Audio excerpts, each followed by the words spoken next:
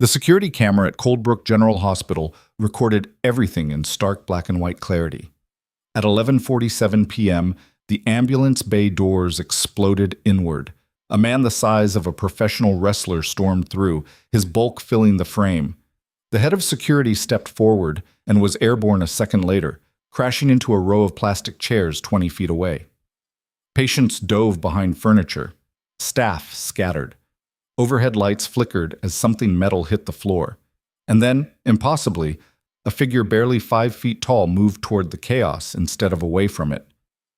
The rookie nurse everyone had dismissed, the one they'd warned to stay quiet and invisible. She stepped between the giant and the rest of the emergency room, her hands empty, her expression unreadable. Before we go any further, if you want to see how this impossible night ends, stay with me until the very last word. And when you're done, hit that like button and drop a comment telling me what city you're watching from. I want to see just how far these stories can travel. The emergency department at Coldbrook General never slept, but some nights crawled slower than others. This was supposed to be one of them. Supposed to be. Nurse Riley Morgan stood at the supply station, counting gauze packets for the third time because charge nurse Brenda Calloway had informed her, in front of everyone, that her last inventory looked like a child did it. Riley didn't argue. She was 3 shifts into her assignment at Coldbrook, a sprawling hospital in the Rust Belt city of Mill Haven, and she'd already learned that arguing only made things worse. The fluorescent lights overhead buzzed like trapped insects, casting everything in that particular shade of institutional white that made healthy people look sick and sick people look half dead. The waiting room beyond the intake desk was scattered with the usual late-night crowd. A teenager holding an ice pack to a swollen ankle, an elderly woman clutching her purse and coughing wetly into a tissue, a young mother bouncing a feverish toddler on her hip. The big wall clock above the triage station read 9:15 p.m. Still hours to go before dawn. New girl? Brenda's voice cut across the floor like a whip crack. We're short on blankets in Bay 4. Handle it? Riley nodded, already moving. At 5'2" and barely 100 pounds, she looked younger than her 28 years. Her dark hair was tied back in a regulation bun, her scrubs pristine despite the shift being half over, her ID badge still shiny and new. Everything about her screamed temporary, disposable, the kind of per diem nurse who'd be gone in a few weeks, forgotten in a few more. That was exactly the impression Riley wanted to give. She navigated the maze of corridors with the efficiency of someone who'd worked in a dozen emergency departments just like this one. Different city, different names on the doors, but the layout was always the same. Trauma bays on the left, medical bays on the right, supply closets tucked into corners, crash carts stationed at intervals like soldiers on watch. She could walk this floor blindfolded and never miss a step. Dr. Marcus Flynn, the attending physician on duty, barely glanced at her when she passed. He was deep in conversation with one of the senior nurses, laughing at something Riley couldn't hear. She'd introduced herself to him twice already, once during her orientation, once at the start of tonight's shift. Both times, he'd looked past her like she was furniture. Not maliciously, just the automatic dismissal that came when someone decided you didn't matter. Don't take it personally, one of the paramedics had told her earlier. A friendly guy named Jake Torres who'd helped her find the break room on her first night. Flynn's like that with everyone who isn't established. Give it a few months. He'll come around. Riley didn't plan on being here a few months. She didn't plan on being anywhere a few months. That was the point. She grabbed an armload of blankets from the linen closet, the fabric still warm from the industrial dryer, and headed toward Bay 4. The patient was an elderly man with pneumonia, his face gray and sunken, his breathing labored despite the oxygen cannula feeding into his nose. His daughter sat beside the bed, her face tight with worry and exhaustion. She looked like she'd been there for hours. Here, Riley said quietly, unfolding a fresh blanket and spreading it over the man. She tucked the edges carefully, making sure there were no gaps for the cold to sneak through. This should help. Thank you, the daughter whispered, her voice cracking slightly. Everyone's been so busy tonight. I didn't want to bother anyone, but he kept saying he was cold. It's not a bother. That's what I'm here for. Riley checked the monitor above the bed. Heart rate steady at 78. Oxygen saturation holding at 94%. Blood pressure a little elevated, but not dangerously so. She made a mental note to check on him again in 30 minutes. I'll be right outside if you need anything. Don't hesitate to call. The daughter's eyes welled up with grateful tears. You're very kind. What's your name? Riley? Thank you, Riley. Really? Riley offered a small smile and stepped back into the corridor, letting the curtain fall closed behind her. Kindness wasn't the goal. Competence was. Invisibility was. Get through the shift, collect the paycheck, move on before anyone asked questions she didn't want to answer. That was the only plan that mattered. Brenda appeared at her elbow like she'd materialized out of thin air. Morgan? Bay 2 needs a cleanup. Patient vomited everywhere. I'm on it. And after that, restock the crash cart. The day shift left it half empty, and I'm not getting written up because someone couldn't be bothered to do their job. Understood. Brenda studied her for a moment, her expression unreadable. She was a woman in her mid-50s, built solid and square, with iron gray hair pulled back in a style that hadn't changed since the 90s.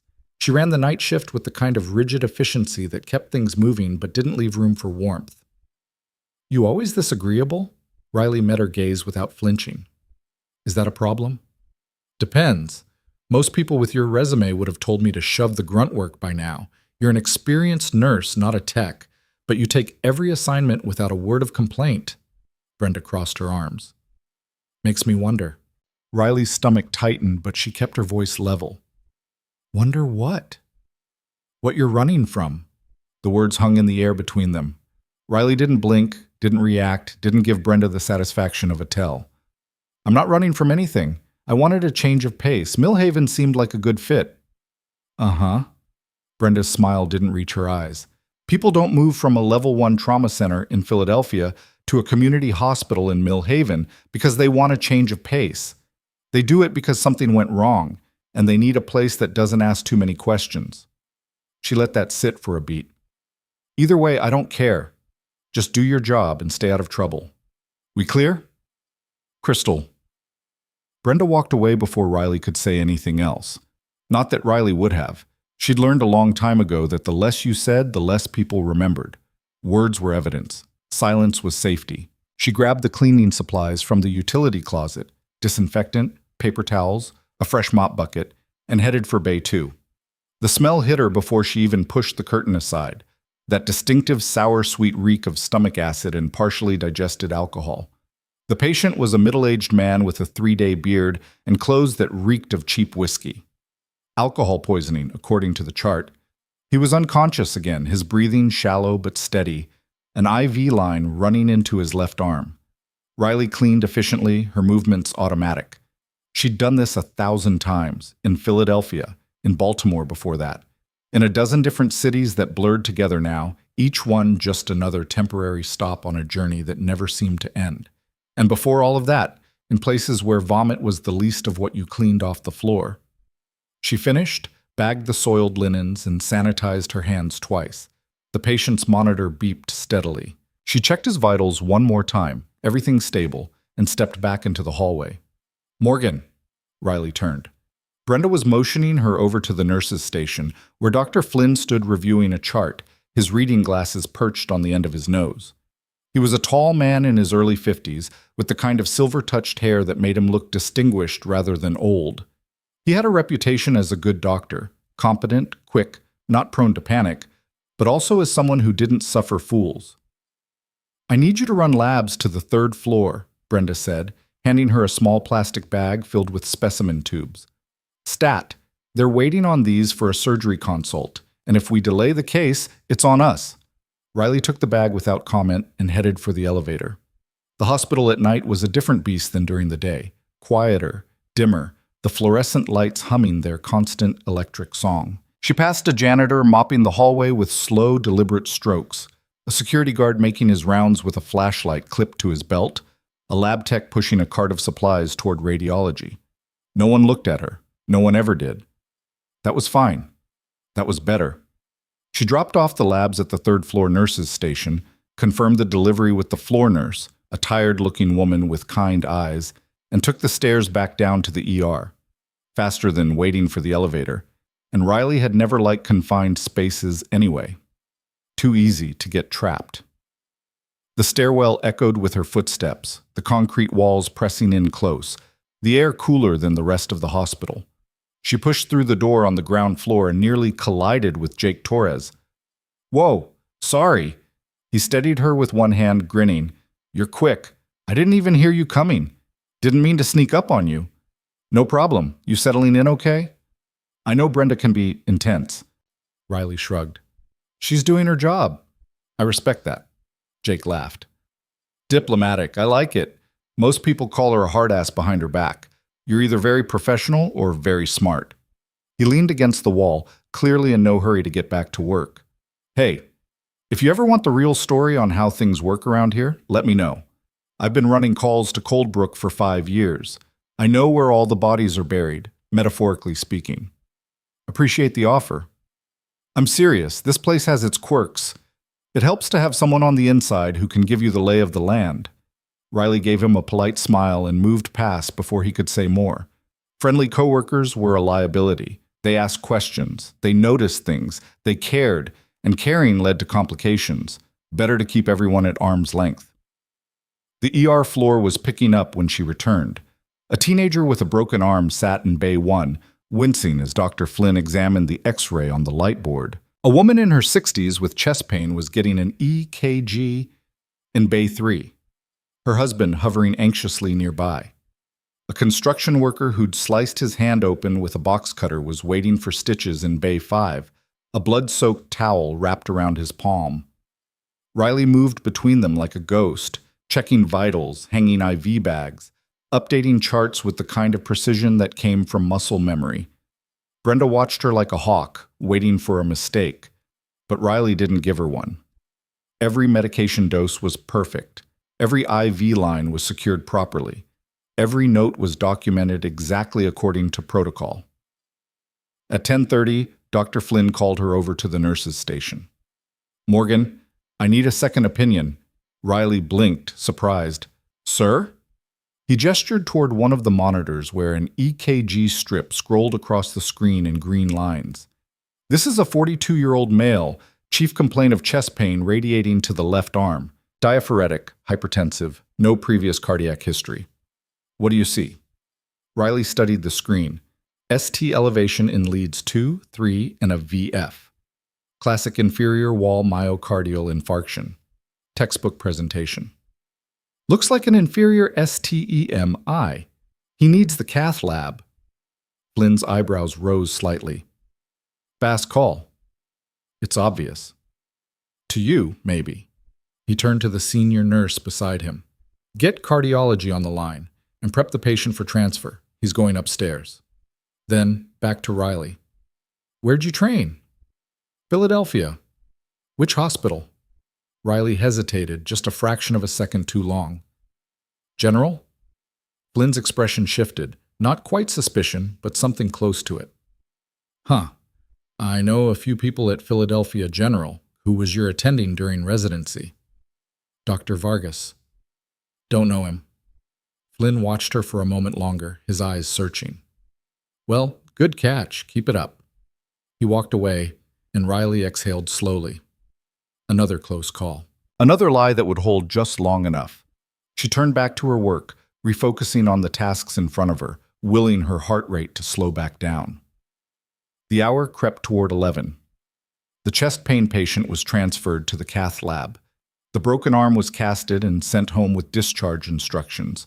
The hand laceration got 12 stitches and a tetanus shot. Brenda sent Riley to restock the trauma bay, where the shelves were half empty from an earlier motor vehicle accident. Riley worked methodically, checking expiration dates, rotating supplies to ensure the oldest stock got used first, making sure everything was exactly where it needed to be. She was labeling the last drawer when she heard voices in the hallway. Low, but not quite low enough. Brenda's voice. "I don't care what her references say. She's too quiet, too perfect. Nobody's that good after 3 shifts unless they're hiding something."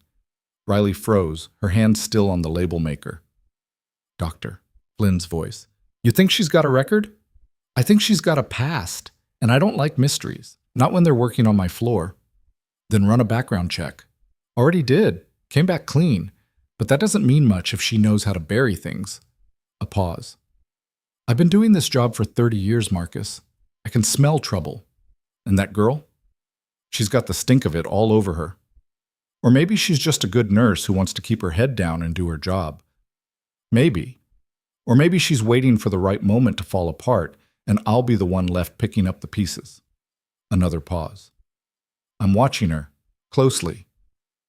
The conversation faded as they moved down the hallway. Riley forced herself to keep working, to look busy, to give no indication that she'd heard anything, but her mind raced. If Brenda was digging, it was only a matter of time before someone found the gaps, the inconsistencies, the years that didn't quite line up. And then she'd be moving again. She finished stocking the trauma bay, closed the last drawer with a soft click, and stepped back into the corridor. The ER had quieted down slightly. The waiting room was down to just a handful of patients. One of the nurses was on the phone with admitting, arranging a bed for the pneumonia patient. Dr. Flynn was charting at the computer, his fingers flying over the keyboard. Brenda appeared at the nurse's station, her expression unreadable. Morgan, take a break, 30 minutes. I'm fine. It's not a suggestion. Labor laws say you get a break, take it. Riley nodded and headed for the break room, a cramped space with a fridge that hummed too loudly, a microwave that had seen better decades, and 2 chairs with torn vinyl upholstery. She poured herself a cup of coffee from the pot someone had made hours ago. It tasted like burnt rubber and regret, but it was hot and caffeinated, and that was all that mattered. She sat down, staring at the blank wall in front of her. 3 shifts. That was all it had taken for the cracks to show. She'd been so careful, used a solid cover story, kept her head down, avoided drawing attention. But careful wasn't enough. It never was. Maybe it was time to move on. Pack up the few belongings she kept in her efficiency apartment on the south side of Mill Haven, drive through the night to some other city, find some other hospital that needed warm bodies, and didn't ask too many questions. She'd done it before. Baltimore to Richmond, Richmond to Charlotte, Charlotte to Philadelphia, Philadelphia to here. Always running, always one step ahead of the questions. But she was tired. Bone-deep, soul-level tired. Tired of running, tired of lying, tired of being no one and nothing. For just a moment, sitting in that depressing break room with terrible coffee, Riley let herself imagine what it would be like to stay, to let down the walls, to be someone real. The fantasy lasted about 10 seconds before reality crashed back in. She couldn't stay. She couldn't afford to let anyone get close. Not after what had happened. Not after what she'd done. The break room door swung open. Jake Torres poked his head in, his expression more serious than usual. Hey, you got a second? Riley set down her coffee. What's up? We've got an incoming. MVA, 2 patients. ETA, 5 minutes. Brenda wants everyone on deck. I'm coming. She followed him back to the main floor, where the energy had shifted dramatically. The overhead lights seemed brighter, the air charged with anticipation. Brenda was barking orders, directing staff to prep the trauma bays, pulling people into position like a general arranging troops. Dr. Flynn stood at the center of it all, calm and focused, already gloved and gowned. Riley moved to the supply cart in Trauma 1, running through a mental checklist. Airway equipment ready. IV supplies ready. Chest tube tray ready. Everything in its place. Everything accessible. She'd done this hundreds of times, but the adrenaline still kicked in, sharpening her focus, slowing down time. Brenda shot her a look across the bay. Morgan, stay out of the way unless we call for you. This isn't Philadelphia. We do things differently here. Riley nodded, stepping back against the wall. Out of the way. Invisible. Exactly where she was supposed to be. The first ambulance pulled up 4 minutes later. Jake and his partner wheeled in the first patient, a woman in her 30s, conscious but bleeding heavily from a head wound, her clothes torn and stained. Brenda took point immediately, directing the stretcher to Bay 1, firing questions at Jake as they moved. Single vehicle MVA rolled 3 times, Jake said, his voice clipped and professional. Driver wasn't wearing a seatbelt. GCS was 13 at the scene, dropped to 11 en route. BP's holding at 110/70. We've got a head lack, possible rib fractures, and she's complaining of abdominal pain. Brenda nodded. Get her on the monitor, someone call for a CT, and I need a trauma panel, type and cross for 4 units. The second ambulance arrived 30 seconds later. Another stretcher, another patient, this one unconscious, his chest covered in blood, his face pale as paper. Jake's partner was doing chest compressions as they wheeled him in. GSW to the upper left chest, the partner said, breathing hard. Entry wound just below the clavicle, no exit. BP's been dropping since we picked him up. Started at 90/60, now it's 70/40. We've got 2 large bore IVs running wide open, but he's losing blood faster than we can replace it. Dr. Flynn took over immediately, his hands moving with practiced speed. Get him to trauma 2. I need O-negative blood now, not in 5 minutes. And call surgery. Tell them we've got a chest GSW, and he's circling the drain. Riley grabbed the IV kit and positioned herself at the bedside without waiting for permission. Flynn glanced at her, a quick assessment, but didn't tell her to leave. She worked quickly, threading a second IV catheter into the patient's right arm, her movements sure and steady despite the chaos around her. The man's skin was cold and clammy, his pulse barely palpable. He was dying right in front of them. Blood's here, someone called out. Hang it, fast drip. Flynn cut away the patient's shirt, exposing the wound. Blood pulsed out with each heartbeat, dark and thick. He's got a vascular injury. We need to get him to the OR right now, or he's not going to make it. The trauma bay exploded into controlled chaos. Voices overlapped, rapid fire and precise. Monitors beeped urgent warnings. Someone sprinted to the blood bank for more units. Brenda called out vitals in a steady stream, her voice cutting through the noise. Riley stayed exactly where she was, anticipating needs before they were voiced, handing off supplies, keeping the workflow smooth and uninterrupted. She didn't think. She just moved. This was the part of nursing that made sense, the part where training took over and everything else fell away. No past, no future, just the immediate present and the life hanging in the balance. And then the ambulance bay doors slammed open with a sound like a gunshot. The crash cut through everything, a metallic explosion that rattled the walls and made everyone freeze mid-motion. Heads turned toward the sound, conversations stopped. Even the monitors seemed to beep quieter. A figure filled the doorway. Not just a man, a mountain. Easily 6'7", maybe taller, with shoulders that seemed to block out the light behind him. He was built like someone who threw cars for a living, all muscle and rage, his face twisted into an expression of pure fury. His eyes were wild, unfocused, scanning the room like a predator searching for prey. The head of security, Dave Brennan, a former cop with 20 years on the force and the build to match, stepped forward immediately. Sir, you need to stop right there. This is a restricted area. The giant didn't respond, didn't even seem to hear. He just kept moving forward, his massive hands clenched into fists. Dave moved to intercept, reaching for his radio. Sir, I'm not going to ask you again. The man's fist came up fast, faster than something that size should have been able to move. It connected with Dave's chest with a sound like a baseball bat hitting a side of beef. Dave flew backward, airborne for what seemed like an impossible distance, and crashed into a row of plastic chairs in the waiting room. They collapsed under his weight with a sound like breaking bones. Patients screamed. A woman grabbed her child and ran for the exit. An elderly man stumbled backward and fell, his walker clattering to the floor. Staff scattered like debris in a windstorm. One of the nurses screamed. A tech dove behind the intake desk. Dr. Flynn took an instinctive step backward, his eyes wide. Riley's body moved before her brain caught up, not away from the danger, toward it. She stepped out of the trauma bay and into the open space between the giant and the rest of the emergency room, her hands loose at her sides, her breathing steady and controlled. Somewhere behind her, Brenda's voice cut through the chaos. Morgan, what the hell are you doing? The man's gaze locked onto Riley. For a moment, the entire room seemed to hold its breath. He was enormous, easily twice her size, radiating violence like heat from a furnace. His chest heaved with each breath, his muscles coiled and ready to explode. Riley didn't move, didn't flinch. She'd seen bigger. She'd faced worse, in places where backup didn't exist and mistakes meant body bags. The giant's mouth opened.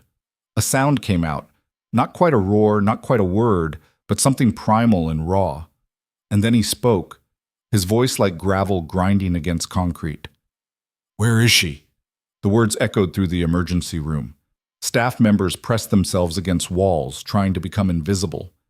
Patients huddled in corners, some crying, some frozen in shock. Riley kept her voice calm, level, the tone she'd been trained to use in situations exactly like this. "Sir, I need you to take a breath. We can help you, but you need to calm down." "Where is she?" Each word was punctuated with rage. His eyes darted around the room, searching, hunting. "Who are you looking for?" "Sarah." The name ripped out of him like a wound opening. "I know she's here. They brought her here." Riley's mind raced, processing information at speed. Sarah. A woman. Brought here recently. Possibly by ambulance. She thought back through the shift. The pneumonia patient, the chest pain, the MVA victims, the drunk with alcohol poisoning. And then it clicked. The first MVA patient. The woman with the head wound. Jake had mentioned her name in passing when they were setting up the bay. Sarah Kellerman. Riley's stomach dropped. She kept her voice steady, gave nothing away. "Sir, I need you to listen to me very carefully." "No!" He took a step forward, and the floor seemed to shake. "No more talking. Take me to her. Now!" Behind Riley, she could hear Brenda on the phone with security, her voice tight and urgent. Dr. Flynn was trying to quietly evacuate the GSW patient to the OR, moving the stretcher inch by careful inch toward the back hallway. Other staff members were frozen in place, too terrified to move. The giant's eyes found the movement. His head snapped toward Trauma 2, where Flynn was trying to slip away unnoticed. "You!" He pointed at Flynn with a finger like a club. "You're hiding her. Where is she?" Flynn stopped moving, raised his hands. "I'm not hiding anyone. I'm trying to save a man's life." "Liar!" The giant started toward the trauma bay, and Riley knew with absolute certainty that if he reached Flynn, someone was going to die. Maybe Flynn. Maybe the GSW patient. Maybe both. She moved without thinking, putting herself in his path again. "Stop." The single word came out different than before, harder, colder, with an edge of command that made the giant actually pause. He looked down at her, this tiny figure blocking his way, and something like confusion flickered across his face. "Move," he said, "or I'll move you." "You don't want to do that." "You don't know what I want." His voice dropped to something quiet and dangerous. "You don't know what she did, what she took from me." "Then tell me." "She killed him!" The words exploded out of him, raw and broken. "My brother. She killed my brother, and now she's hiding in here like a coward. She doesn't get to live while he's dead. She doesn't get to—" He broke off, his massive chest heaving, his eyes wet with something that might have been tears or might have been pure rage. Riley kept her voice soft, the way you'd speak to someone on a ledge. "I'm sorry about your brother. I really am, but this isn't the way. You don't get it." He shook his head, the movement sharp and violent. "Nobody gets it. He was everything. Everything, and she took him away. Drunk driver, crossed the center line. He didn't even see it coming." Understanding crashed over Riley like a wave. The MVA patient, Sarah Kellerman, drunk driver who'd rolled her car 3 times and walked away with minor injuries. And somewhere in that wreckage, there must have been another vehicle, another victim, someone who hadn't walked away. "Your brother was in the other car," Riley said quietly. The giant's face crumpled. He was coming home from work, night shift at the factory, just driving home. And she— His voice broke. "They said he died on impact, said he didn't suffer. But how do they know? How does anyone know?" "I'm sorry." Riley meant it.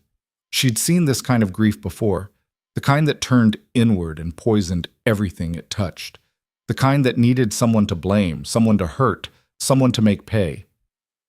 "I can't imagine what you're going through, but hurting her won't bring him back." "It's all I've got left."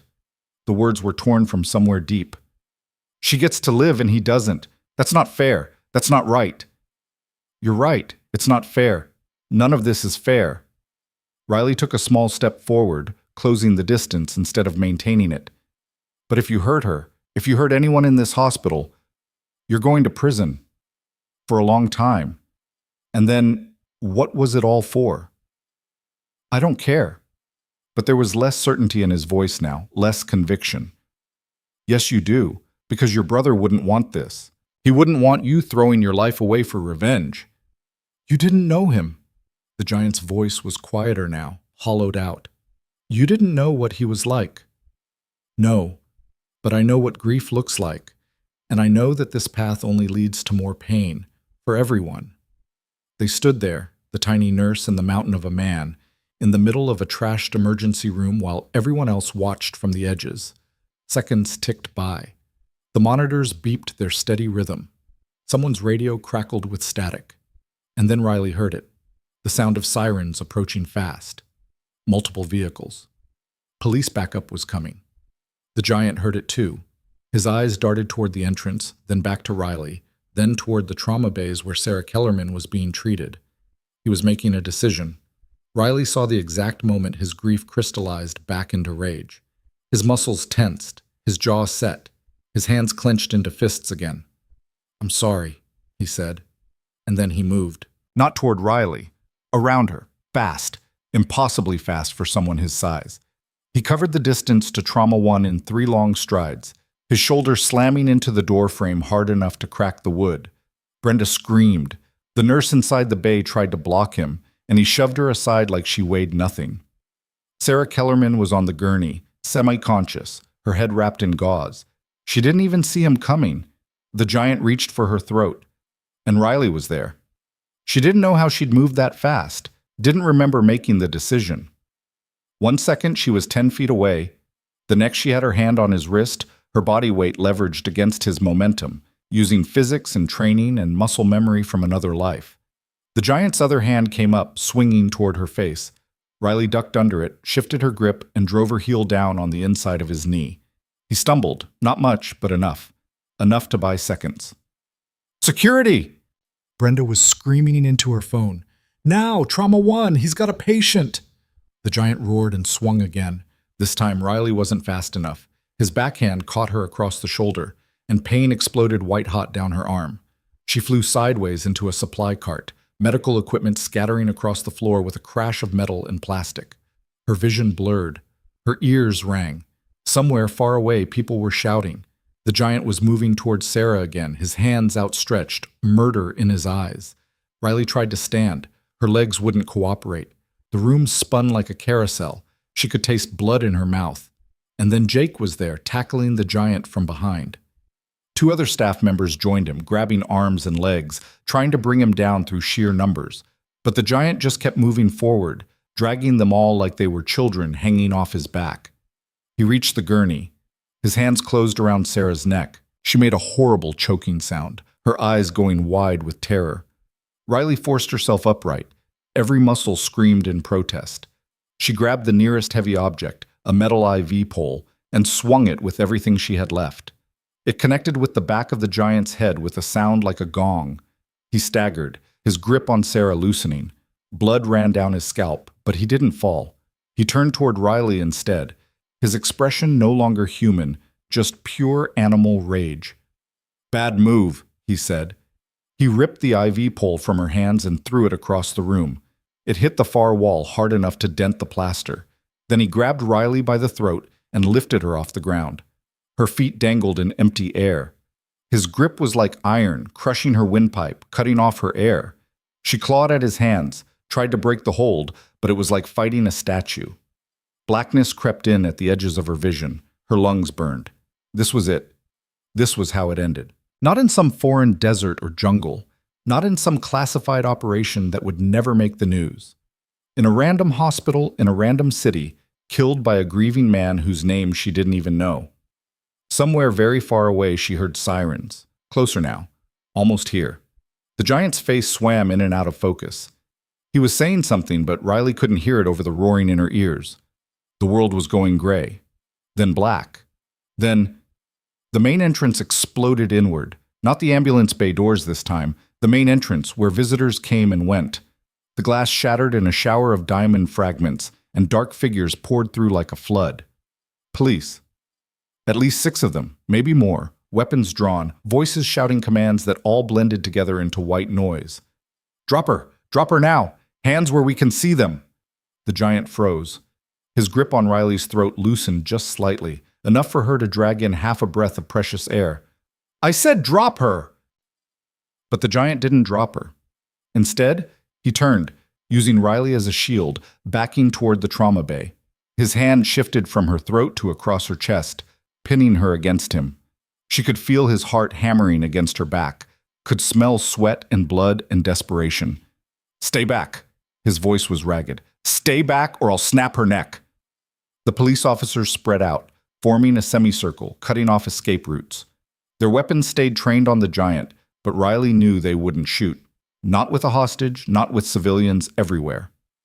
"Let her go," one of the officers said.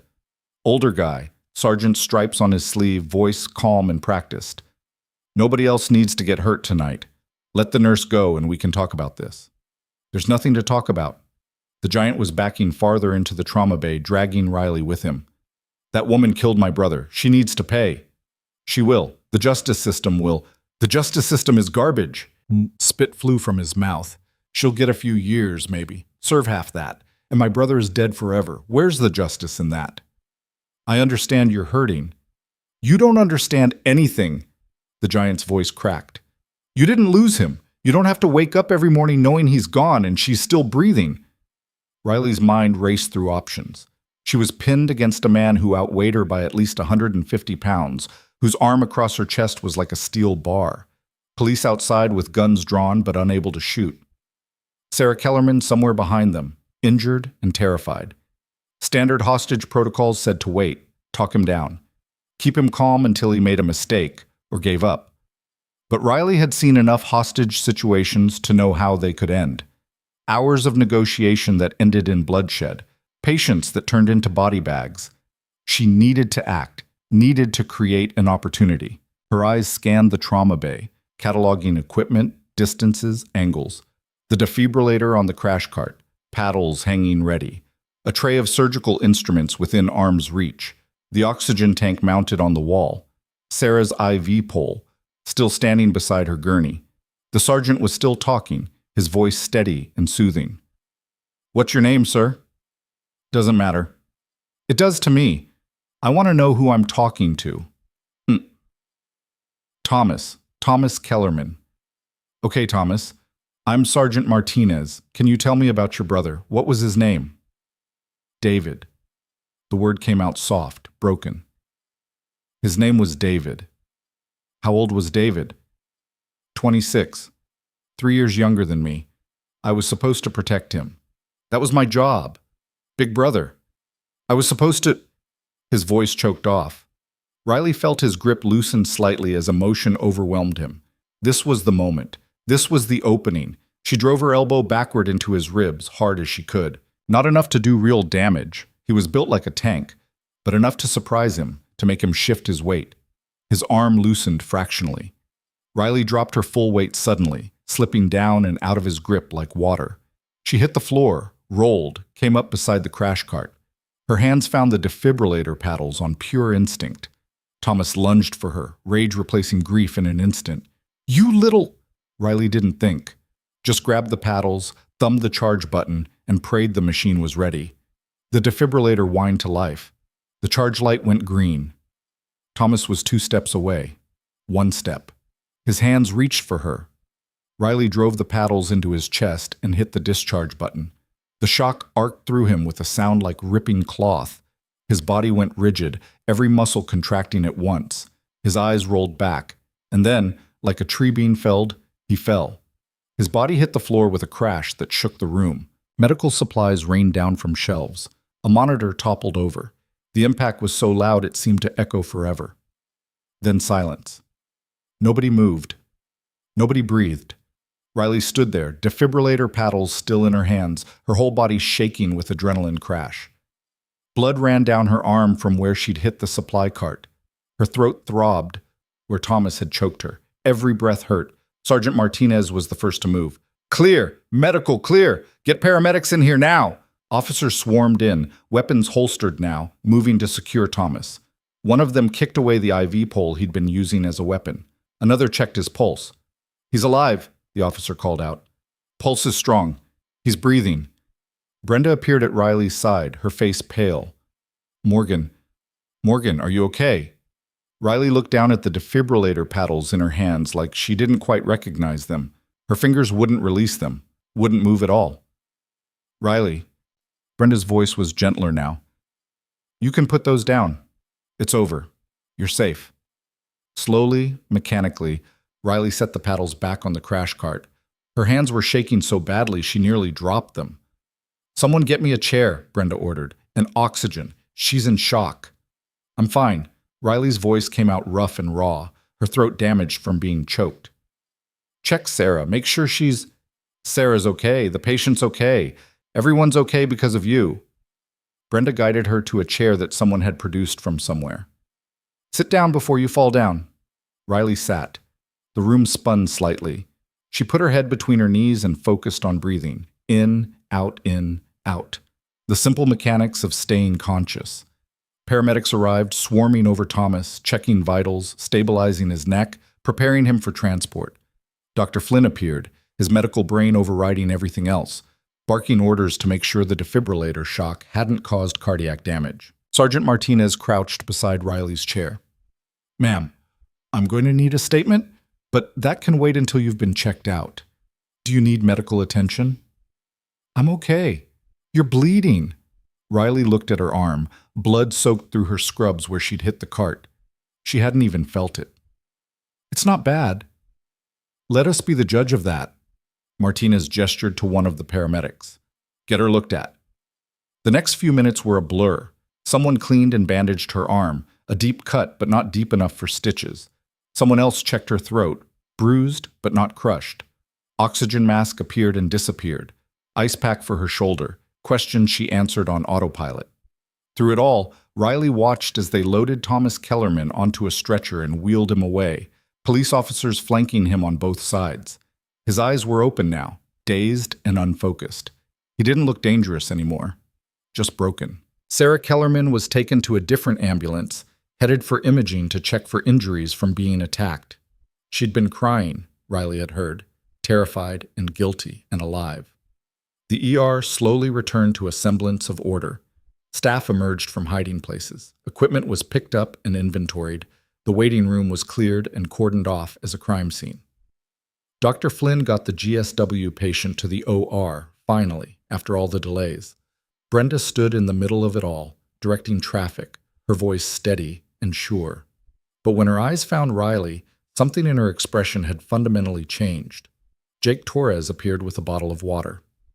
Here, you need to hydrate. Riley took it gratefully, her hands still trembling. Thanks. That was... Jake shook his head. I don't even have words. Where did you learn to do that? Do what? All of it. The way you moved, the way you talked to him, the defibrillator thing. That's not normal nurse training. Riley looked at this water bottle in her hands. I've had some additional training. Yeah, I'd say so. Jake sat down in the chair beside her. You saved lives tonight. You know that, right? If you hadn't stopped him, Sarah would be dead. Maybe others too.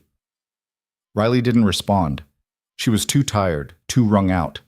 The adrenaline was wearing off now, leaving her hollow and shaky. Dr. Flynn approached, his expression unreadable. He studied her for a long moment, and Riley braced herself for the questions. The demands for explanation, the inevitable suspicion. Instead, he just said, "Good work, Morgan." Then he walked away. Brenda came over, her arms crossed. For a moment, she just looked at Riley, her expression cycling through confusion, suspicion, and something else. Something that might have been respect. When I said stay out of the way, Brenda said finally, I didn't mean become the hero of the hour. I wasn't trying to... I know what you were trying to do. You were trying to save a patient, multiple patients, and you did. Brenda sighed. I'm going to need you to file an incident report. Every detail. And the police are going to want a full statement. You might want to think about getting a lawyer. A lawyer? Why? Because you just used medical equipment as a weapon. Technically, that could be construed as assault. Even if it was justified, the hospital's legal team is going to have questions. Riley's stomach sank. Of course. There would be an investigation. Questions. Background checks more thorough than Brenda's casual digging, and when they looked closely enough, they'd find the gaps, the missing years, the cover story that only held up under casual scrutiny. This was it. The end of Mill Haven. Time to pack up and disappear again. Don't look so worried. Brenda's voice was softer now. You did the right thing. Everyone knows it. The investigation is just procedure. You'll be fine. Riley nodded, not trusting herself to speak. Go home, Brenda said. You're off for the rest of the shift. Take tomorrow night off too. Hell, take the rest of the week if you need it. I'm okay to work. Morgan. Brenda's voice was firm. Go home. That's not a request. You've been through a traumatic event. You need rest. Riley wanted to argue, wanted to stay busy, stay distracted, stay useful, but she could feel the walls closing in, the questions mounting, the careful house of cards she'd built starting to wobble. She stood, every muscle protesting. Okay, I'll go. Jake walked her to the employee entrance, making sure she could actually walk in a straight line. The night air outside was cold and sharp, cutting through the fog in her head. Her car was in the staff lot, a decade-old Honda that she'd bought for cash and could abandon at a moment's notice. You sure you're okay to drive? Jake asked. Yeah, it's not far. Riley. He waited until she looked at him. What you did tonight, that wasn't just brave. That was professional. Military-grade professional. I've seen enough combat vets to recognize the signs. Riley's blood turned to ice. I don't know what you're talking about. Yeah, you do. And that's okay. You don't owe me your story. He pulled out his phone, typed something, and showed her the screen, his contact information. But if you ever need someone who gets it, someone who won't ask questions you don't want to answer, I'm here. Riley looked at the number on the screen, then at Jake's face. He meant it. No judgment, no demands, just an offer of understanding. Thanks, she said quietly. She drove home on autopilot, her mind already making lists. What she could pack in 30 minutes, which highways to take out of Millhaven, which city to run to next. Her apartment was exactly as she'd left it 12 hours ago, sparse, impersonal, nothing on the walls, furniture that had come with the place. She'd learned not to accumulate belongings. They just slowed you down when it was time to leave. She sat on the edge of her bed, still in her blood-stained scrubs, and stared at the wall. 3 shifts. That's all it had been. 3 shifts, and she'd blown her cover in the most spectacular way possible. By tomorrow, her face would be all over the news. Hero nurse stops violent intruder. They'd dig into her background. Someone would notice the inconsistencies. And then the questions would start. Questions she couldn't answer without revealing who she really was. What she'd really done. Where she'd really been. Riley pulled out her phone and opened her encrypted messaging app, the one she kept for emergencies. She typed out a message to a number she hadn't contacted in 6 months. I'm compromised. Need to move. Can you help? The response came back in less than a minute. Stand by. Checking resources. Will advise. Riley set the phone down and lay back on the bed, staring at the ceiling. Her body ached. Her throat hurt. Her mind wouldn't stop racing. In another life, she would have been proud of tonight. Would have called it a win. Lives saved, threat neutralized, mission accomplished. But that life was over. Had been over for 2 years now. Ever since the night everything went wrong and she'd been forced to choose between following orders and doing what was right. She'd chosen right, and it had cost her everything, her career, her identity, her future. All of it gone in a single decision that she'd never regret and never stop paying for. Her phone buzzed. Package ready. Extraction point Charlie 7, 0400 hours. Come alone. Riley checked the time, just after midnight. 4 hours to pack everything, wipe the apartment clean, and get to the extraction point. She'd done it before. She could do it again. She stood, grabbed her go-bag from the closet, always packed, always ready, and started the familiar ritual of erasing her existence from another place. But this time, something felt different. Maybe it was exhaustion. Maybe it was the way Brenda had looked at her with something like respect. Maybe it was Jake's offer of no questions asked understanding. Or maybe it was just bone-deep weariness with running. Riley stopped packing, sat down on the edge of the bed, or again. Looked at her phone with its encrypted message and its escape route and its promise of safety somewhere else. And for the first time in 2 years, she thought, what if I stayed? What if she faced the questions instead of running from them? What if she let people see who she really was? Consequences be damned. The thought terrified her more than Thomas Kellerman's hands around her throat, but it also felt like the first honest thing she'd considered in a long time. Riley picked up her phone and typed a new message. Cancel extraction. I'm staying. The response came back immediately. Are you sure? This is your last clean exit. Riley stared at those words for a long time. Last clean exit. Last chance to disappear. Last opportunity to stay invisible. Her thumb hovered over the keyboard. Then she typed, I'm sure. She hit send before she could change her mind. Then she deleted the app, pulled the SIM card from her phone, and threw both into the trash. No more encrypted messages, no more escape routes, no more running. Whatever happened next, she'd face it here, as Riley Morgan, as the rookie nurse who'd just taken down a giant with nothing but courage and a defibrillator.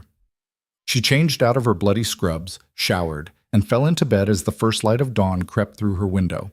Her phone, the regular one, the one with her real number, buzzed on the nightstand. A text from an unknown number. This is Brenda. Staff meeting tomorrow at 3 p.m. You need to be there. Hospital administration wants to talk to you. Don't panic. You're not in trouble. Riley read the message 3 times. Then she typed back, I'll be there, and meant it. Outside her window, Millhaven woke up to a new day. Somewhere in the city, Thomas Kellerman was under guard in a hospital room, mourning his brother and facing charges. Sarah Kellerman was recovering, alive because a tiny nurse had refused to let her die. And Riley Morgan was still here, still standing, still fighting. For the first time in years, she let herself imagine tomorrow. And the day after that. And the day after that. Maybe running wasn't the only way to survive. Maybe staying was braver. The thought carried her into sleep, deep and dreamless, while the city hummed around her and the story of the rookie nurse who'd stopped a giant spread through Coldbrook General like wildfire. By morning, everything would change. But for now, Riley Morgan rested. And for the first time in a long time, she was ready for whatever came next. The meeting room on the 3rd floor of Coldbrook General smelled like burnt coffee and anxiety. Riley arrived at 2:55 p.m., 5 minutes early, wearing clean scrubs and a carefully neutral expression. Her throat still ached where Thomas Kellerman's fingers had pressed into her windpipe, the bruises hidden beneath a thin scarf she'd borrowed from her sparse collection of belongings. The room was already occupied. Brenda sat at the far end of the conference table, her posture rigid. Dr. Flynn stood by the window, hands in his pockets, staring out at the parking lot below. 2 people Riley didn't recognize occupied the middle seats, a woman in a sharp gray suit with a briefcase open in front of her, and a man in his 60s wearing hospital administration credentials. Morgan. The man stood, extending his hand. I'm Gerald Hutchins, Chief Operating Officer. This is Amanda Reeves, our legal counsel. Riley shook both their hands, her grip firm despite the tremor she couldn't quite suppress. Pleased to meet you. Sit, please, Hutchins gestured to a chair across from them. Can we get you anything? Water? Coffee? I'm fine. Amanda Reeves studied her with the sharp attention of someone trained to spot lies. Ms. Morgan, let me start by saying you're not in any trouble. This is not a disciplinary meeting. We simply need to understand exactly what happened last night, for our records and for the police investigation. Riley nodded slowly. I understand. Good. Reeves pulled out a legal pad covered in neat handwriting. Let's start from the beginning. You were on shift when Thomas Kellerman entered the emergency department.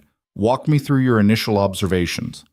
Riley recounted the events in clinical detail, stripping away emotion, focusing on facts. The security footage would corroborate everything anyway. When she got to the part where she'd stepped between Thomas and the rest of the staff, Reeves's pen paused on the paper. Why did you do that? Reeves asked. Step forward instead of taking cover like everyone else? Someone had to. That's not an answer. Riley met her gaze. He was escalating. If no one intervened, people were going to get hurt. I assessed the situation and acted. You assessed that you, a 5'2" nurse on her 3rd shift, could stop a man twice your size who'd just assaulted a security officer? I assessed that I had a better chance than doing nothing. Brenda shifted in her chair. She's being modest. What she did was extraordinary. I've worked in emergency medicine for 30 years, and I've never seen anyone handle a hostile situation like that. Hutchins leaned forward. Miss Morgan, your actions last night prevented what could have been a mass casualty event.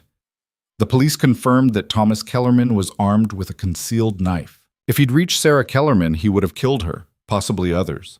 He paused. You saved lives. Riley said nothing. Compliments made her uncomfortable, especially when they came with the kind of scrutiny currently focused on her. However, Reeves continued, there are some complications. You used a medical defibrillator on a non-cardiac patient. That's technically an off-label use of medical equipment, which opens the hospital to liability concerns. He was actively attacking me and threatening a patient. I used what was available. And that will almost certainly be viewed as justified force. But we need documentation, a complete account. Reeves flipped to a new page. The police report mentions that you demonstrated what they described as professional-grade defensive techniques. Where did you receive that training? Here it was. The question Riley had been dreading. She'd prepared an answer during the sleepless hours between dawn and now. A version of the truth that didn't expose everything. I took self-defense courses. Krav Maga, mostly. Seemed like a good idea for someone working nights in urban hospitals. Krav Maga. Reeves wrote that down. For how long? A few years? Must have been intensive training. The arresting officers were quite impressed with your technique. Riley shrugged. I had a good instructor. Dr. Flynn spoke up from his position by the window. Does it matter? She stopped a violent intruder. The how seems less important than the result. Reeves gave him a patient smile. Due diligence, doctor. If Ms. Morgan's actions are challenged in court, we need a complete picture. Back to Riley. Your employment record shows you worked at Philadelphia General for 3 years. Why did you leave? Burnout. Big trauma centers are intense. I needed something slower paced. So you took a per diem position at a community hospital in Millhaven. Reeves's tone suggested she found this explanation lacking. That's quite a step down for someone with your qualifications. I wanted flexibility. Time to figure out my next move. And before Philadelphia? Riley's pulse quickened. I worked in Baltimore. Different hospitals, mostly temporary contracts. Which hospitals specifically? Is this relevant to what happened last night? It's relevant to establishing your credibility as a witness. The district attorney will want a complete background. Brenda cut in, her voice sharp. Amanda, she's not on trial here. Let's keep this focused on the incident. Reeves held Riley's gaze for another moment, then nodded. Of course. My apologies if I'm being thorough. She made another note. Let's move on. After you used the defibrillator, what happened next? Riley continued the recounting. Police arrival. Thomas's arrest. Medical treatment for everyone involved. The aftermath stretched into mundane details. Statements given, forms signed. The slow unwinding of crisis into bureaucracy. When she finished, Hutchins folded his hands on the table. Ms. Morgan, the hospital administration has discussed your situation extensively. Given the circumstances and the positive outcome, we'd like to offer you a permanent position on our staff. Riley blinked. Sir? You're currently working per diem. We'd like to bring you on full-time, better pay, benefits, the works. Hutchins smiled. Consider it our way of saying thank you. The offer hung in the air like a trap. Full-time employment meant deeper background checks, permanent records, questions that wouldn't stop at surface-level answers. I appreciate that, Riley said carefully. Can I think about it? Hutchins' smile dimmed slightly. Of course. Take your time. The meeting concluded with handshakes and promises to be in touch. Riley escaped into the hallway, her chest tight, her mind racing. Brenda caught up with her at the elevator. That went better than expected, Brenda said. Riley pressed the call button. Did it? You're not fired, you're not being charged, and they offered you a job. I'd call that a win. Brenda studied her. Why do I get the feeling you're going to turn it down? I haven't decided yet. Riley. Brenda's voice dropped, taking on a quality Riley hadn't heard before. Something almost gentle. I don't know what you're running from, and I'm not going to pry. But whatever it is, you can't run forever. Eventually, you have to stop and face it. The elevator arrived with a soft chime. Riley stepped inside. Maybe. Not maybe. Definitely. Brenda held the door open with one hand. You did good last night. Better than good. Don't throw that away because you're scared of staying. The doors closed on Brenda's searching expression, and Riley rode down to the main floor in silence.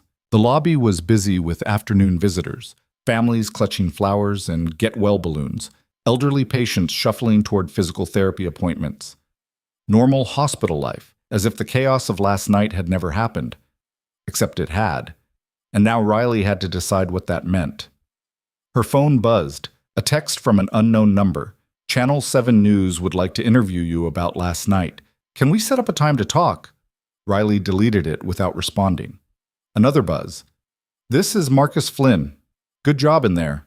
Call me if you need anything. She stared at that one longer before putting the phone away. The parking lot was half empty in the afternoon lull. Riley's Honda sat in the back corner where she always parked it, away from cameras, away from foot traffic, positioned for a quick exit. Old habits. She was unlocking the door when she heard footsteps behind her. Riley Morgan? She turned. A man in his 40s approached, wearing khakis and a polo shirt, a press credential hanging around his neck. Behind him, a woman hefted a video camera onto her shoulder. I'm Derek Walsh, Channel 7 News. Do you have a few minutes to talk about what happened last night? No comment. You're a hero. People want to hear your story. I'm not a hero. I'm a nurse who did her job. Riley opened her car door. Please excuse me. Walsh stepped closer, his expression friendly but persistent. Come on, just a few questions. How did you learn to fight like that? What was going through your mind when you confronted Thomas Kellerman? Were you scared? Riley slid into the driver's seat. I said no comment. The public has a right to know. She closed the door, cutting him off, and started the engine. Walsh knocked on her window, still talking, but Riley backed out of the space and drove away without looking back. In a rear-view mirror, she saw him on his phone, probably calling someone to run her plates, dig into her background, find the angle that would make her story more compelling. That was what journalists did. They excavated lives and displayed the findings for public consumption. Riley gripped the steering wheel tighter and focused on the road. Her apartment felt smaller when she returned, the walls pressing in with the weight of decisions she hadn't made yet. She changed out of her scrubs, pulled on jeans and a t-shirt, and sat on the edge of her bed with her laptop. The news coverage had already started. She found 3 different stories about the incident, each one more sensationalized than the last. Hero nurse stops hospital attacker. Tiny nurse takes down giant intruder. David and Goliath at Coldbrook General. They'd gotten her name. Of course they had. Public records, hospital statements, police reports, all of it feeding the story machine.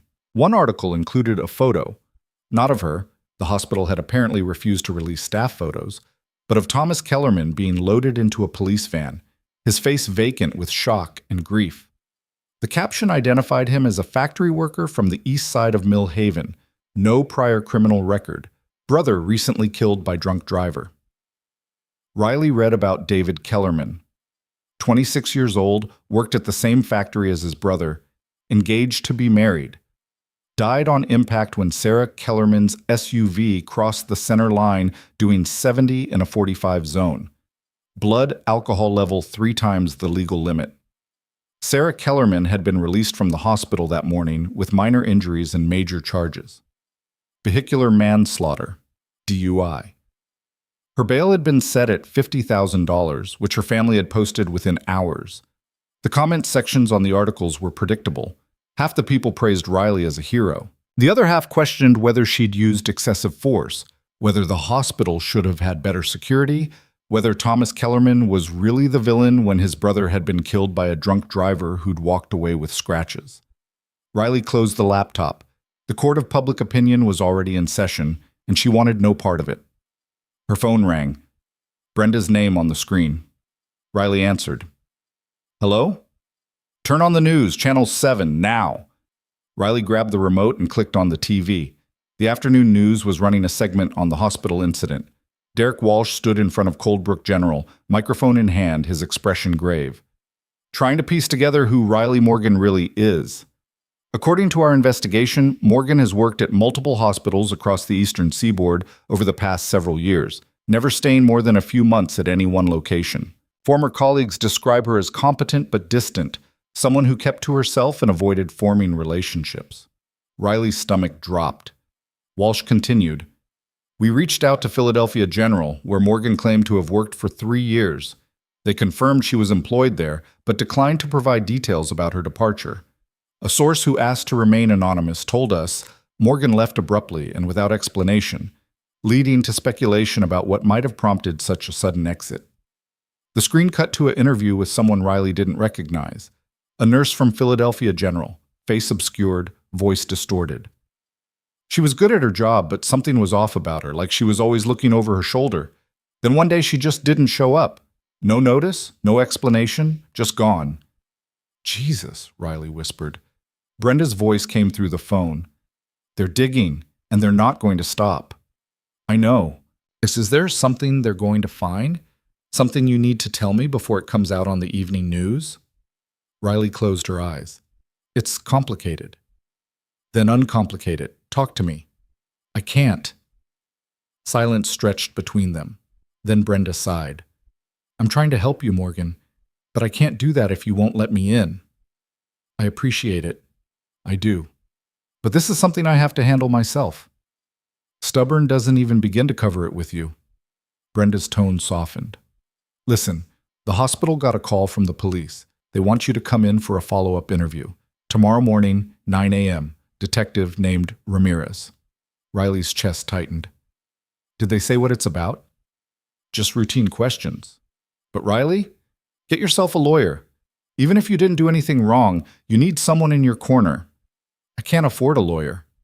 "Then find one who works pro bono, or at least talk to the hospital's legal counsel. Amanda Reeves may have been thorough, but she's on our side." A pause. "Your side." After they hung up, Riley sat in the gathering darkness of her apartment and tried to think. The walls were closing in faster than she'd anticipated. The news investigation, the police interview, the hospital's offer of permanent employment, all of it converging into a perfect storm of exposure. She could still run. Pack her bag, drain her bank account, disappear into the vast anonymity of America. She'd done it before. But Brenda's words echoed in her mind. Eventually, you have to stop and face it. Riley pulled out her phone and dialed a number she hadn't called in 18 months. It rang 4 times before a man's voice answered. "This is Davidson." "It's Riley." Silence. Then, "I told you never to contact me unless it was an emergency." "It is." "What happened?" "I stopped a hospital shooting. It made the news. Now journalists are digging into my background, and it's only a matter of time before they find the gaps." Davidson exhaled slowly. "Where are you?" "Millhaven, Coldbrook General Hospital." "You need to move, tonight. I can have extraction ready in 3 hours." "No." "Riley, I'm staying, but I need advice on how to handle this without burning everything down." Another long silence. "You're making a mistake." "Maybe, but it's my mistake to make." Davidson's voice dropped. "If they dig deep enough, they're going to find the operation. And when they do, there's no putting that genie back in the bottle. You understand that?" "I understand." "And you're still staying?" "Yes." "Then you're on your own. I can't help you without exposing the whole program. You knew the deal when you left." "I know." "Good luck, Riley. You're going to need it." The line went dead. Riley set the phone down and stared at the wall. She'd just severed her last safety net. No extraction. No backup. No way out except through. A knock at her door made her jump. She moved to the peephole and looked through. Jake Torres stood in the hallway, holding a paper bag. Riley opened the door. "Jake?" "Hey, I brought food. Figured you probably hadn't eaten." He held up the bag. "Chinese. Hope that's okay." Riley stepped aside to let him in. Her apartment's sparse furnishings seemed even more obvious with a visitor present. The empty walls, the lack of personal items, the general sense of impermanence. Jake didn't comment on it. He just set the food on the small table and started pulling out containers. "I got a variety. Wasn't sure what you liked." "You didn't have to do this." "I know, but I saw the news coverage. Thought you might need a friendly face." He opened a container of lo mein. For what it's worth, I think it's bullshit. The way they're treating you like some kind of suspicious character just because you move around a lot. Riley sat down across from him. People are curious. It's natural. It's invasive. Jake handed her a fork. You saved lives. That should be the story. Not where you worked 5 years ago, or why you left Philadelphia. They ate in companionable silence for a few minutes. The food was good. Better than Riley had eaten in days. She hadn't realized how hungry she was until she started eating. Can I ask you something? Jake said eventually. And you can tell me to mind my own business if you want. Riley braced herself. Okay. The way you moved last night, the things you did, that wasn't just Krav Maga classes. He met her eyes. I was in the Army, did 2 tours in Iraq. I recognize combat training when I see it. Riley set down her fork. Jake, I'm not asking for details. I'm not asking for your life story. I just want you to know that I get it. He leaned back in his chair. Whatever you did before, whatever you're running from, it doesn't change the fact that you're a good person who did the right thing. You don't know what I did. Don't need to. I know what you do now. I know you stayed when everyone else ran. I know you put yourself between a violent man and innocent people. That tells me everything I need to know about your character. Riley felt something crack inside her chest, some small, protected place where she'd locked away the possibility of trust. Thank you. Don't thank me. Just think about staying. Millhaven could use someone like you. Hell, I could use a friend who gets it. He smiled. Plus, Brenda's already terrified of you. That's worth the price of admission right there. Riley laughed despite herself.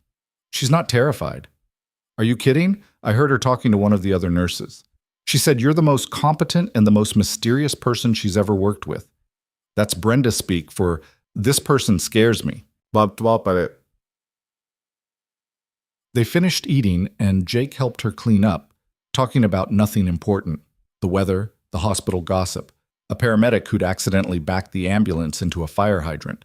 Normal conversation, the kind Riley had avoided for so long she'd forgotten how it felt. When Jake left, he paused at the door. The police interview tomorrow. You want company? I've got the day off. I could go with you. You don't have to. I know I don't have to. I'm offering because I want to. He shrugged. Nobody should have to face that kind of thing alone. Riley considered it. Having someone there meant having a witness. It also meant having support. Okay, thank you. Pick you up at 8:30? I'll be ready. After he left, Riley cleaned up the rest of the apartment and tried to prepare for tomorrow's interview. What questions would they ask? How much could she reveal without exposing everything? She pulled out a notebook and started writing down the facts she could safely share. The timeline of her movements, the hospitals where she'd worked, the training she'd received, at least the parts that had civilian explanations. What she couldn't write down was the truth. 2 years ago, she'd been part of a classified program embedded with Special Operations Forces, combat medic support in locations that officially didn't exist, on missions that officially didn't happen. She'd saved lives in places whose names she still couldn't speak, and then she'd witnessed something she wasn't supposed to see. A war crime committed by people who were supposed to be the good guys. She'd reported it through proper channels, and those channels had tried to bury her along with the evidence. So she'd run, taken the few documents she could carry, disappeared into civilian life, and spent 2 years looking over her shoulder. The people she'd reported were powerful, connected, vindictive. If they found her, the best she could hope for was a quiet disappearance. The worst, well, she tried not to think about the worst, but staying in Millhaven meant risking exposure. Every background check, every journalist's investigation, every curious question brought her closer to being found. The smart play was still to run. But Riley was tired of running. She thought about Thomas Kellerman, consumed by grief and rage, making a choice that would destroy his life.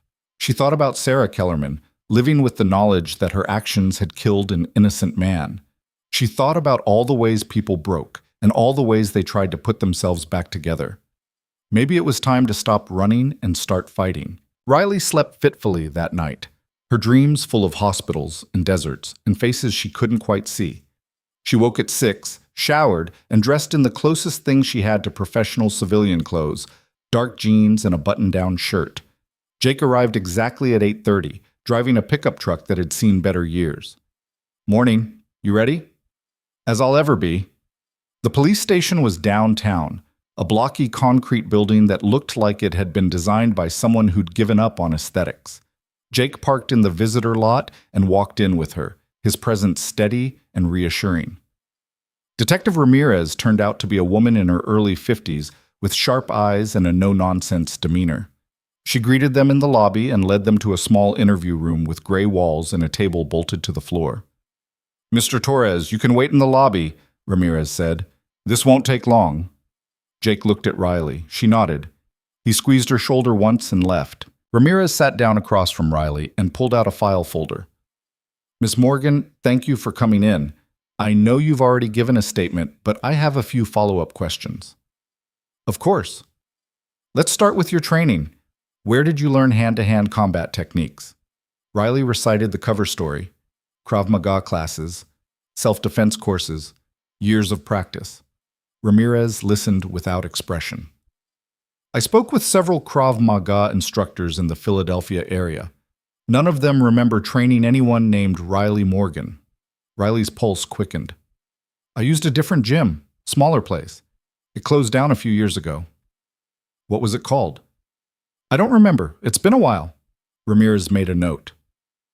"Your employment history shows gaps, months at a time where you weren't working anywhere on record.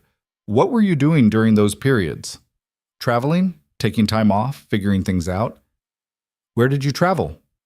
"Different places. I didn't keep records." "Ms. Morgan." Ramirez set down her pen and looked directly at Riley. "I'm going to be frank with you. Your story doesn't add up. The training you demonstrated isn't something you get from a gym. The way you handled that situation, reading the threat, assessing options, executing with precision, that's professional-grade training, military or law enforcement." Riley said nothing. "I ran your background. It's too clean. No social media presence. No digital footprint before 5 years ago. No family records. No school transcripts. No medical history. It's like Riley Morgan didn't exist before 2020. Ramirez leaned forward. "Who are you really?" "I'm exactly who I say I am." "Then why does it feel like you're hiding something?" "Because you're looking for a conspiracy when the truth is just boring." Riley kept her voice steady. "I'm a private person. I don't use social media. I've moved around a lot because I haven't found the right place to settle. That's not a crime." "No, it's not. But it is suspicious." They stared at each other across the table. Riley could see the detective's mind working, cataloging inconsistencies, building a case for something she couldn't quite prove. Finally, Ramirez sat back. "I can't force you to tell me the truth, but I want you to know that I'm going to keep digging. And if I find out you're lying about something relevant to this case, it's going to be a problem." "I understand." "Do you?" Ramirez closed the file. "Thomas Kellerman is being charged with assault, attempted murder, and a list of other crimes. His lawyer is already building a defense based on temporary insanity due to grief. If it goes to trial, you'll be called as a witness. And when you are, the defense is going to tear apart your credibility. Every gap in your story, every inconsistency, every mystery, they're going to use it all to paint you as unreliable." Riley absorbed that. "What do you suggest?" "Come clean. Whatever you're hiding, get ahead of it. Because I guarantee you, if I can find these gaps, so can a defense attorney with subpoena power." The interview ended shortly after. Riley walked out of the police station with her secrets intact, but her safety compromised. Ramirez wasn't going to let this go. And if she kept digging, eventually she'd find something that would lead to the wrong people. Jake was waiting in the truck. "How'd it go?" "About as well as expected." Riley climbed into the passenger seat. "She knows I'm hiding something, she just can't prove what." "You want to tell me what it is?" Riley looked at him, really looked at him. Jake Torres, paramedic and Army veteran, offering unconditional support to someone he barely knew. He deserved honesty. But honesty would put him in danger. "I can't," she said quietly. "Not because I don't trust you, but because the less you know, the safer you are." Jake started the engine. "Fair enough. But if that changes, if you need help, I'm here." They drove back to her apartment in silence. When Jake dropped her off, Riley went inside and found her phone blowing up with messages. News outlets requesting interviews, social media notifications from accounts she didn't have, a voicemail from Hutchins at the hospital asking her to call him back, and one message that made her blood run cold. Unknown number, text message, 8 words. "We know where you are. Time to come home." Riley stared at the screen, her hands trembling. They'd found her. Riley's apartment felt like a trap now. The walls too thin, the locks too flimsy. She deleted the message immediately, then powered down her phone and removed the battery, a precaution that felt simultaneously paranoid and necessary. They'd found her. After 2 years of careful invisibility, 8 words had shattered the illusion of safety. She moved to the window and scanned the parking lot below. Nothing appeared out of place. No unfamiliar vehicles idling with tinted windows. No figures loitering with too much purpose. But that meant nothing. The people looking for her were professionals. They wouldn't announce themselves until they were ready. Riley grabbed her go bag from the closet and did a mental inventory. Cash. False ID. Burner phone. Clean clothes. Everything she needed to disappear within an hour. Her hand hovered over the zipper, muscle memory screaming at her to run. But running meant abandoning everything she'd started to build here. The job offer, Brenda's grudging respect, Jake's friendship. The possibility, however fragile, of a normal life. She thought about Thomas Kellerman sitting in a cell somewhere, destroyed by a choice he couldn't take back. About Sarah Kellerman living with blood on her hands. About all the ways fear made people into worse versions of themselves. Riley zipped the bag closed and shoved it back into the closet.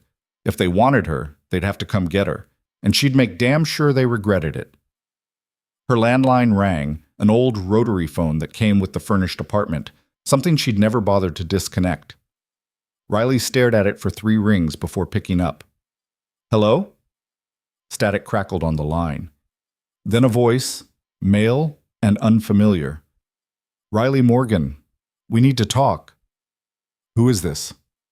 "Someone who knows what you did in Kandahar and Mosul and that village outside Aleppo whose name isn't on any map." A pause. "Should I continue?" Riley's grip tightened on the receiver. "What do you want?" "To offer you a choice.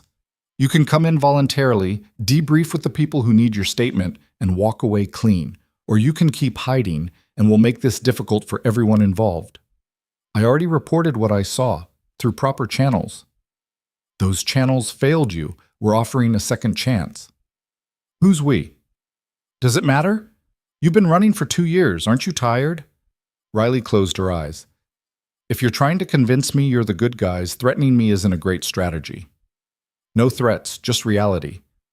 The story you're involved in now, the hospital incident, it's drawing attention, national news attention. How long before someone with the right clearance level connects Riley Morgan, hero nurse, with the combat medic who went dark after filing a war crimes report? That's classified information. Which is exactly why we need to contain it before journalists start asking questions neither of us can answer." The voice softened slightly. "Come in. Tell your story to people who can actually do something about it, and then move on with your life. Clean slate. New identity if you want it. Protection." "I don't trust you."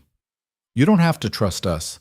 You just have to trust that staying exposed is more dangerous than cooperation." Riley hung up without responding. Her hands were shaking. She sat down on the edge of the bed and forced herself to breathe slowly, counting seconds, regaining control. The call had confirmed her worst fear. The incident at Coldbrook General had put her on someone's radar, but it had also revealed something useful. They were offering negotiation instead of immediate action, which meant they weren't certain they could take her quietly, or they needed something from her beyond simple silence. Either way, she had leverage. Riley reassembled her phone and powered it on. 17 new messages flooded in immediately. More interview requests, another voicemail from Hutchins, 3 texts from Brenda asking if she was okay, and 1 message from a number she recognized. "Jake, saw another news van outside your building. You might want to lay low for a bit. Coffee's on me if you need to get out." Riley texted back, "Meet me at the diner on 5th and Patterson. 20 minutes.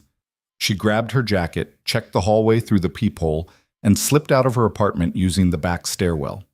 The parking lot was clear, but she spotted the news van Jake had mentioned, Channel 7, parked half a block down with a clear view of the building's main entrance. Riley cut through the alley behind the complex, emerged on the next street over, and walked the 6 blocks to the diner. It was an old-school place with cracked vinyl booths and a jukebox that hadn't worked since the 90s. Jake was already there, sitting in a corner booth with a clear view of both exits. "You look like hell," he said when she slid in across from him. "Feel worse?" Riley accepted the coffee a waitress poured without asking. "Thanks for the heads up about the news van. They've been there since noon. I drove past on my way to the station." Jake studied her over the rim of his mug. "You want to tell me what's really going on? And I don't mean the sanitized version." Riley added sugar to her coffee, buying time. "It's complicated. Most things worth doing are." She looked at him, really looked at him. Jake Torres, who'd served his country and come home changed, who understood what it meant to carry secrets that couldn't be shared, who was offering help without demanding explanations. "I was a combat medic," Riley said quietly, "attached to special operations units, places we weren't supposed to be, doing things that don't officially exist." Jake nodded slowly. "I figured it was something like that. 2 years ago, I saw something I shouldn't have. Americans killing civilians. Not collateral damage, deliberate execution. I reported it, and the people responsible tried to bury the investigation, and me along with it. So you ran. So I survived." Riley wrapped her hands around the warm mug. "I've been moving ever since. Different cities, different hospitals, never staying long enough for anyone to ask questions. And it worked. Until 3 nights ago when I stopped a violent intruder and became the news story I was trying to avoid. And now the people you reported have found you. Found me, called me, offered me a deal that sounds too good to be true, which means it probably is." Jake was quiet for a moment. "What are you going to do?" "I don't know. Running worked for 2 years, but I'm tired of it. Staying means risking everything. Fighting back means going against people with resources I can't match." "You're not alone." Riley met his eyes. "Jake, you don't want any part of this. These aren't the kind of people who play fair. I didn't survive 2 tours in Iraq by playing it safe." He leaned forward. "You helped me the other night. Didn't have to, but you did. Let me return the favor." "This is different. This is—" Riley's phone buzzed. She glanced at the screen and felt her stomach drop. Brenda calling. She answered. "Hello?" "Morgan, where are you?" Brenda's voice was tight with tension. "Getting coffee. Why?"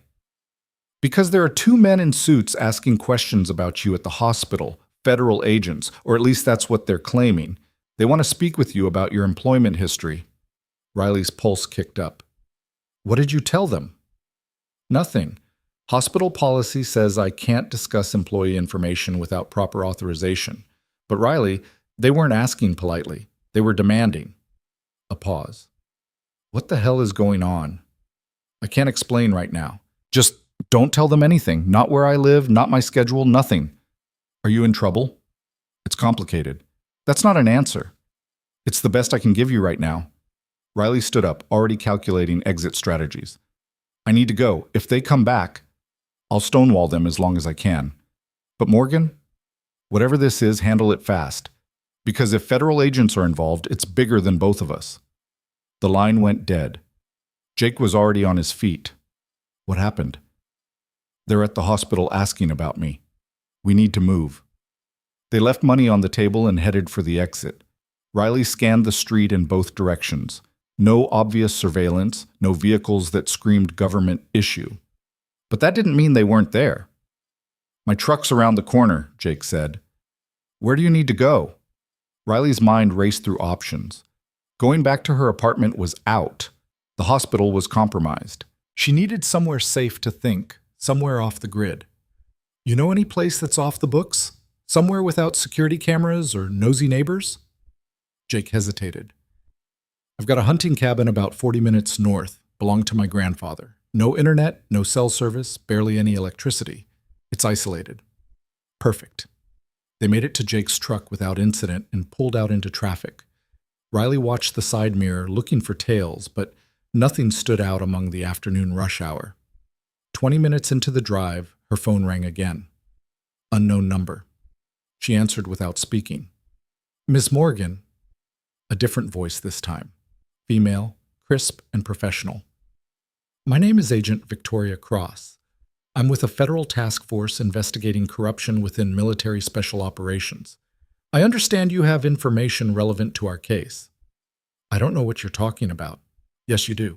You filed a report 2 years ago about a war crime committed by members of Delta Force in Syria. That report was buried by people who are currently under investigation for obstruction of justice, witness tampering, and accessory to murder. Riley said nothing. We're building a case, Cross continued, but we need your testimony. We need you to go on record about what you saw. And if I refuse? Then the people who tried to kill you 2 years ago win. They stay in power. They continue operating with impunity. And more people die. Cross paused. Is that the outcome you want? What I want is to be left alone. That's no longer an option. The moment you stopped Thomas Kellerman, you became visible. National news visible. Which means the people who want you silenced are running out of time to act quietly. Riley's chest tightened. Are you threatening me? I'm warning you. The men who came to the hospital today? They're not with us. They're with the people you reported. They know where you work, and they'll know where you live soon enough. Cross's voice hardened. You can come in and give your statement under federal protection, or you can wait for them to find you without it. Your choice. How do I know you're who you say you are? You don't, but you're smart enough to verify. Cross rattled off a phone number. Call the Department of Justice Inspector General's office. Ask for the Special Investigations Unit. They'll confirm I'm leading this task force. Then call me back within the hour or the offer expires. The line went dead. Jake glanced at her. What was that? Someone claiming to be a federal agent investigating the people I reported. Says she needs my testimony. You believe her? I believe she knows things that aren't public record. Whether that makes her legitimate or just well-informed remains to be seen. Riley stared at the number Cross had given her. The smart move was to verify before making any decisions. But verification meant using her phone, which meant potentially giving away her location to whoever might be monitoring it. Can I borrow your phone? She asked Jake. He handed it over without question. Riley dialed the Department of Justice main switchboard and asked for the Inspector General's office. After being transferred twice, she reached someone who confirmed that Special Agent Victoria Cross was indeed leading a task force investigating military corruption. That didn't mean Cross was trustworthy, just that she was real. Riley handed the phone back to Jake. Head to the cabin. I need time to think without anyone breathing down my neck. The drive took them out of Millhaven's industrial sprawl and into rolling hills covered in pine trees. Traffic thinned to nothing. The road turned from asphalt to gravel, then to dirt barely wide enough for one vehicle. They climbed higher into terrain that felt 1,000 miles from civilization instead of just 40. The cabin appeared around a bend, a small structure built from weathered logs, surrounded by trees that had been growing since before Riley was born. No other buildings in sight, no power lines, no sign that the modern world had ever reached this place. It's not much, Jake said as they parked, but it's got 4 walls and a roof, and nobody knows it exists except family. They went inside. The cabin was sparse. One main room with a wood stove, a tiny kitchen area, 2 narrow beds, and windows that hadn't been cleaned in years. But it was secure, defensible, remote enough that surprise visitors would be heard long before they arrived. Riley set her bag down and moved to the window. The view showed nothing but forest in every direction. She could breathe here, could think without constantly looking over her shoulder. So what's the plan? Jake asked, pulling supplies from a cabinet. Hide out until this blows over. It's not going to blow over, not unless I do something about it. Like what? Riley turned from the window. Like deciding whether to trust Agent Cross, whether to give testimony that could put me in the crosshairs of people with the training and resources to make me disappear permanently. Or, Jake said carefully, you could decide that staying silent makes you complicit in covering up war crimes. The words hit harder than Riley expected. That's not fair, isn't it? You saw something terrible. You reported it. When that didn't work, you ran. I get it. Survival instinct is strong. But at some point, survival becomes cowardice if it means letting bad people win. Riley's jaw tightened. You don't know what you're asking. I know exactly what I'm asking. I'm asking you to be the person who stepped between Thomas Kellerman and innocent people instead of running away. I'm asking you to fight instead of hide.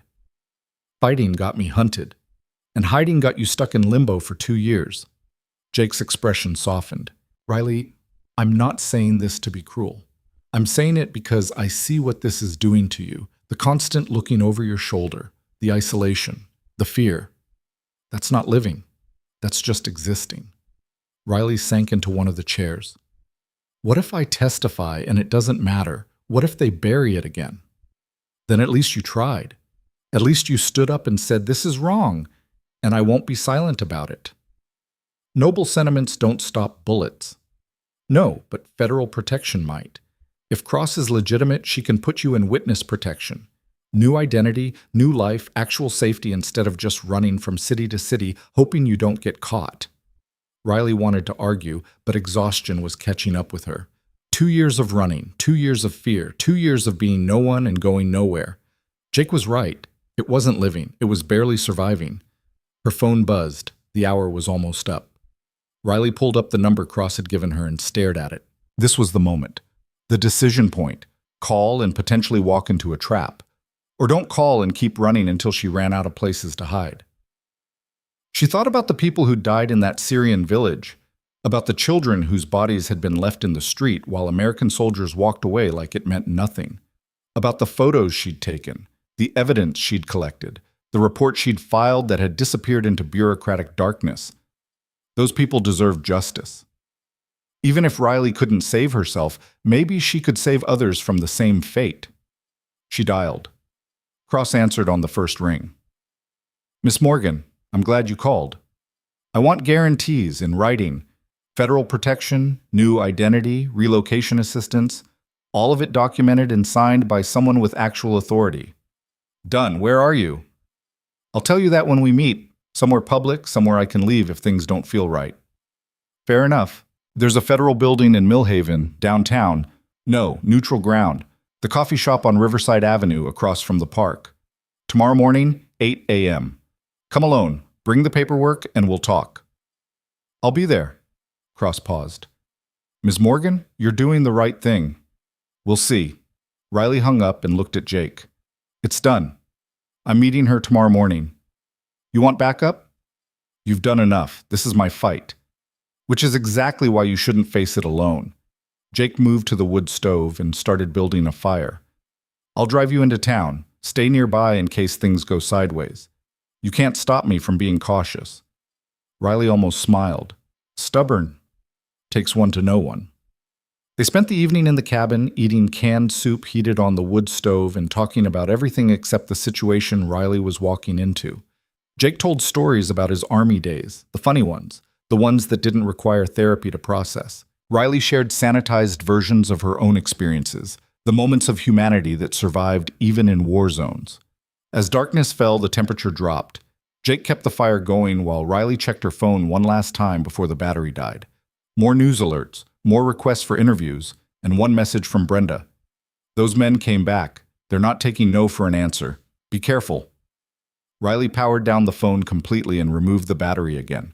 Tomorrow she'd either gain federal protection or confirm that Cross was part of the problem. Either way, the uncertainty would end. She slept fitfully on one of the narrow beds, her dreams full of faces she couldn't save and choices she couldn't undo.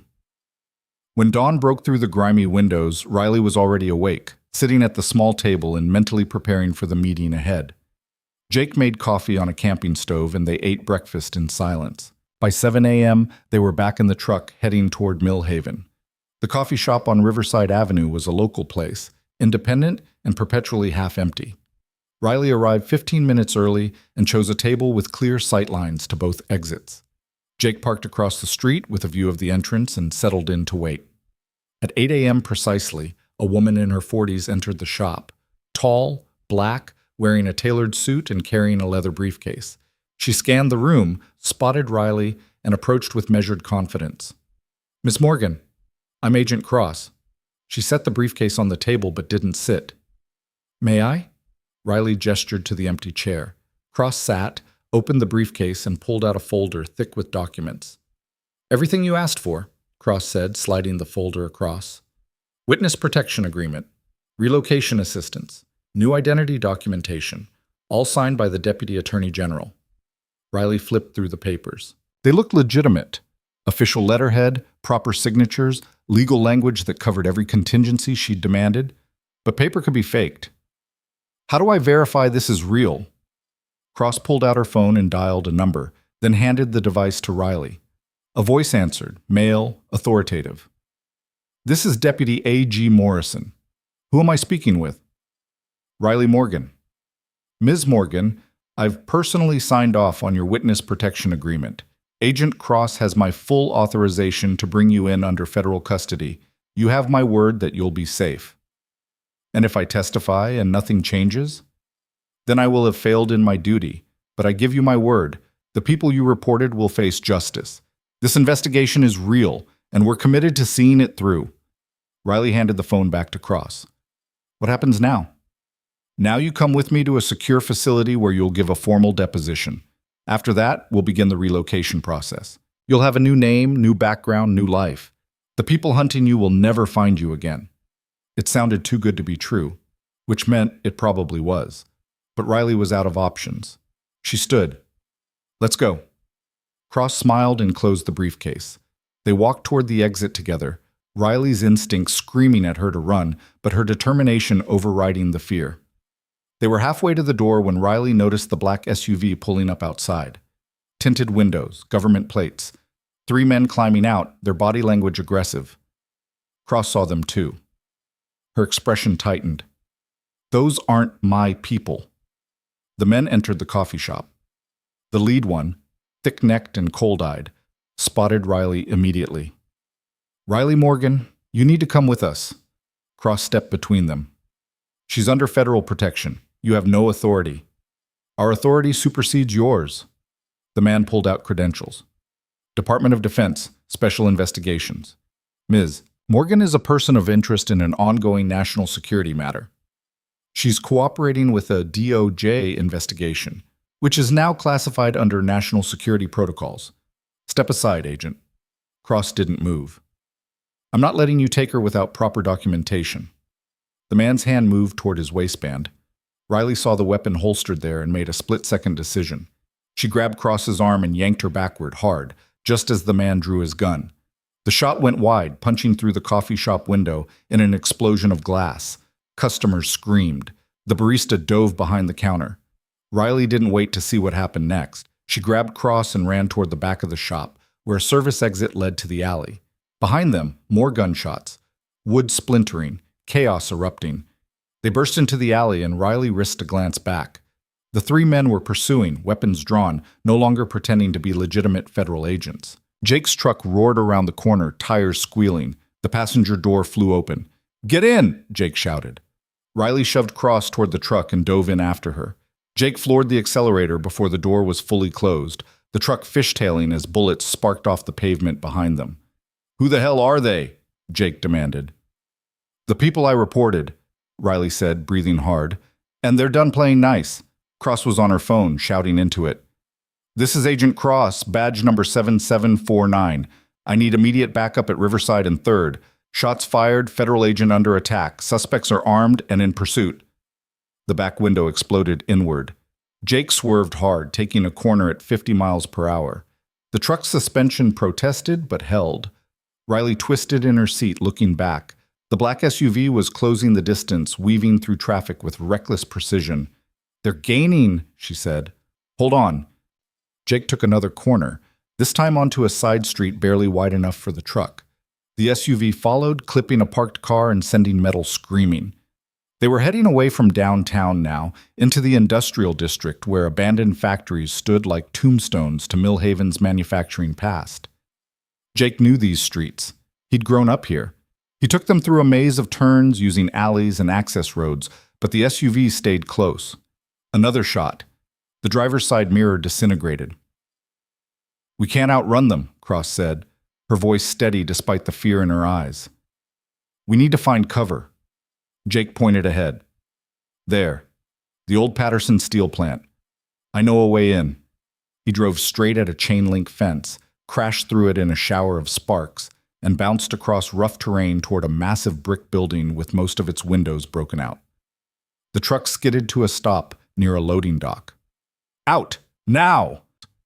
They scrambled from the vehicle and ran into the building just as the SUV pulled up behind them. Inside, the plant was a vast darkness broken by shafts of light from the broken windows. Old machinery loomed like monsters. The air smelled of rust and decay. Riley led them deeper into the building, using what little light there was to navigate around hazards. Behind them, footsteps echoed, men shouting coordinates, the hunters closing in. "We need to split up," Cross whispered. "Draw them in different directions." "Bad idea," Riley said. "We stay together. We have a better chance." "They want you, not us. If Jake and I create a distraction, nobody's creating a distraction. We're all getting out of this alive." More footsteps. Closer now. Riley's hand found a piece of rusted pipe, a makeshift weapon. Jake had grabbed a tire iron from the truck. Cross drew her service weapon. The first man appeared around a corner 30 feet away. Cross fired twice. He went down, and chaos erupted. Gunfire filled the building, muzzle flashes strobing in the darkness. Riley dove behind an old machine press, pulling Jake with her. Bullets sparked off metal all around them. The sound was deafening, overwhelming, bringing back memories of firefights in places whose names were classified. Cross was pinned down behind a steel beam, returning fire methodically. One of the attackers went down, then another, but there were more. Always more. Riley assessed their position. They were surrounded, outgunned, running out of time. Standard tactics wouldn't work here. They needed something unexpected. Her eyes found the overhead crane system, old chains and pulleys that hadn't moved in decades. And next to it, a control panel covered in warning signs about electrical hazards. "Cover me," Riley said to Jake. Before he could argue, she was moving, low and fast, using the machinery for cover, heading toward the control panel. Bullets chased her path, but she kept moving, kept weaving, trusting muscle memory and training. She reached the panel and yanked it open. The wiring inside was ancient, probably dangerous, definitely not up to code. Perfect. Riley grabbed 2 exposed wires and touched them together. Sparks flew. The overhead lights, the few that still worked, flickered to life, bathing the building in harsh fluorescent brightness. The sudden illumination disoriented everyone. Riley used the moment, grabbing a chain and yanking it hard. The overhead crane system groaned to life, decades of rust screaming as massive metal hooks swung across the building. One of the attackers didn't see it coming. The hook caught him in the chest and sent him flying into a concrete wall. He didn't get up. Cross used the chaos to advance, her weapon barking 3 times. Another attacker down. But the leader, the thick-necked man from the coffee shop, had circled around. He emerged behind Cross, his weapon aimed at her back. Riley didn't think. She threw the pipe like a javelin. It spun through the air and connected with the man's gun hand, knocking the weapon away. He roared in pain and fury. Then he turned and ran straight at Riley. She braced herself, but the impact was like being hit by a truck. They went down together, Riley's back slamming into concrete hard enough to drive the air from her lungs. The man's hands found her throat, the same position Thomas Kellerman had put her in, history repeating with lethal precision. Riley clawed at his grip, but he was too strong. Darkness crept in at the edges of her vision. She heard Jake shouting, heard Cross running toward them, but they wouldn't reach her in time. Her hand found something on the ground, a shard of broken glass. Riley drove it into the man's shoulder. He screamed and his grip loosened just enough. She twisted, broke free, and brought her knee up into his ribs with every ounce of strength she had left. He rolled off her, gasping. Riley scrambled to her feet, grabbed the tire iron Jake had dropped, and swung it in a wide arc that connected with the man's temple. He went down and stayed down. Silence fell over the building. Riley stood there, breathing hard, bleeding from 6 cuts, her entire body shaking with adrenaline crash. Cross was on her phone again, calling for backup. Jake appeared at Riley's side, checking her for injuries. "You okay?" Riley nodded, not trusting her voice. Sirens wailed in the distance, growing closer. Legitimate federal agents this time, Cross assured them. People who would actually help instead of trying to kill them. Within minutes, the building was swarming with FBI agents and local police. The attackers, those still alive, were taken into custody. EMTs checked Riley, Cross, and Jake for injuries. None of them were seriously hurt. though Riley's throat would bear new bruises to match the ones Thomas Kellerman had left. Agent Cross sat down next to Riley on the edge of the loading dock. That was impressive and terrifying, mostly terrifying. Welcome to my life. This changes things. Those men were active duty military, high-level special operations. For them to risk exposure like this, Cross shook her head. The people you're up against are more desperate than we realized. So what happens now? Now we get you into actual protection, not just paperwork, real security, safe house, armed guards, the works, and we fast-track your testimony. Cross met her eyes. After today, there's no going back. You're committed. Riley looked at Jake, who gave her an encouraging nod, then at the federal agents processing the scene, at the evidence being collected, at the attackers being loaded into vehicles. For 2 years, she'd run from this moment. But maybe running had been the wrong strategy all along. I'm ready, Riley said. Let's do this right. Cross smiled. Good. Because you're about to become the star witness in the biggest military corruption case in decades. Hope you're ready for that kind of spotlight.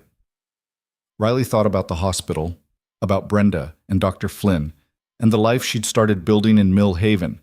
All of it would disappear once she entered witness protection. New name, new face, new everything. But this time, she'd be disappearing with purpose, fighting back instead of hiding, making sure the people she'd seen commit atrocities faced actual consequences. It wasn't the future she'd imagined 3 days ago, but it was better than running forever. As they loaded into federal vehicles for transport to the safe house, Riley's phone buzzed one final time. A message from Brenda. Don't know where you are or what you're doing, but the hospital board met today. They want to offer you a permanent position, senior trauma nurse, leadership track, the whole package. Call me when you can. Riley stared at the message, at the life she was about to lose, at the opportunity that had come too late. Then she deleted it and powered down the phone for the last time. Riley Morgan was done running, but first she had to disappear one more time. And when she came back, if she came back, it would be as someone completely different. The federal vehicle pulled away from the steel plant, heading toward a future Riley couldn't predict. Behind her, Mill Haven faded into the distance. Ahead, uncertainty and danger, and the slim possibility of justice. She'd faced worse odds before. This time, she wasn't facing them alone. The safe house was a nondescript ranch home in the suburbs of Arlington, Virginia, 3 hours from Mill Haven and a world away from anything Riley had known. Federal agents had swept her from the steel plant to a private airfield, bypassing commercial aviation entirely. No records, no passenger manifests, no trail for anyone to follow. Agent Cross rode with her in the armored SUV that transported them from the airfield to the house. 2 other agents, a quiet man named Sullivan and a sharp-eyed woman named Ortiz, formed the security detail. They arrived after dark, the neighborhood silent except for the occasional dog barking at shadows. Inside, the house was sterile and temporary. Government-issue furniture, bare walls, nothing personal or permanent. A place designed for people passing through, not living. Riley set her bag down in the bedroom they'd assigned her and stared at the single window with its reinforced glass and motion sensors. It's not permanent, Cross said from the doorway.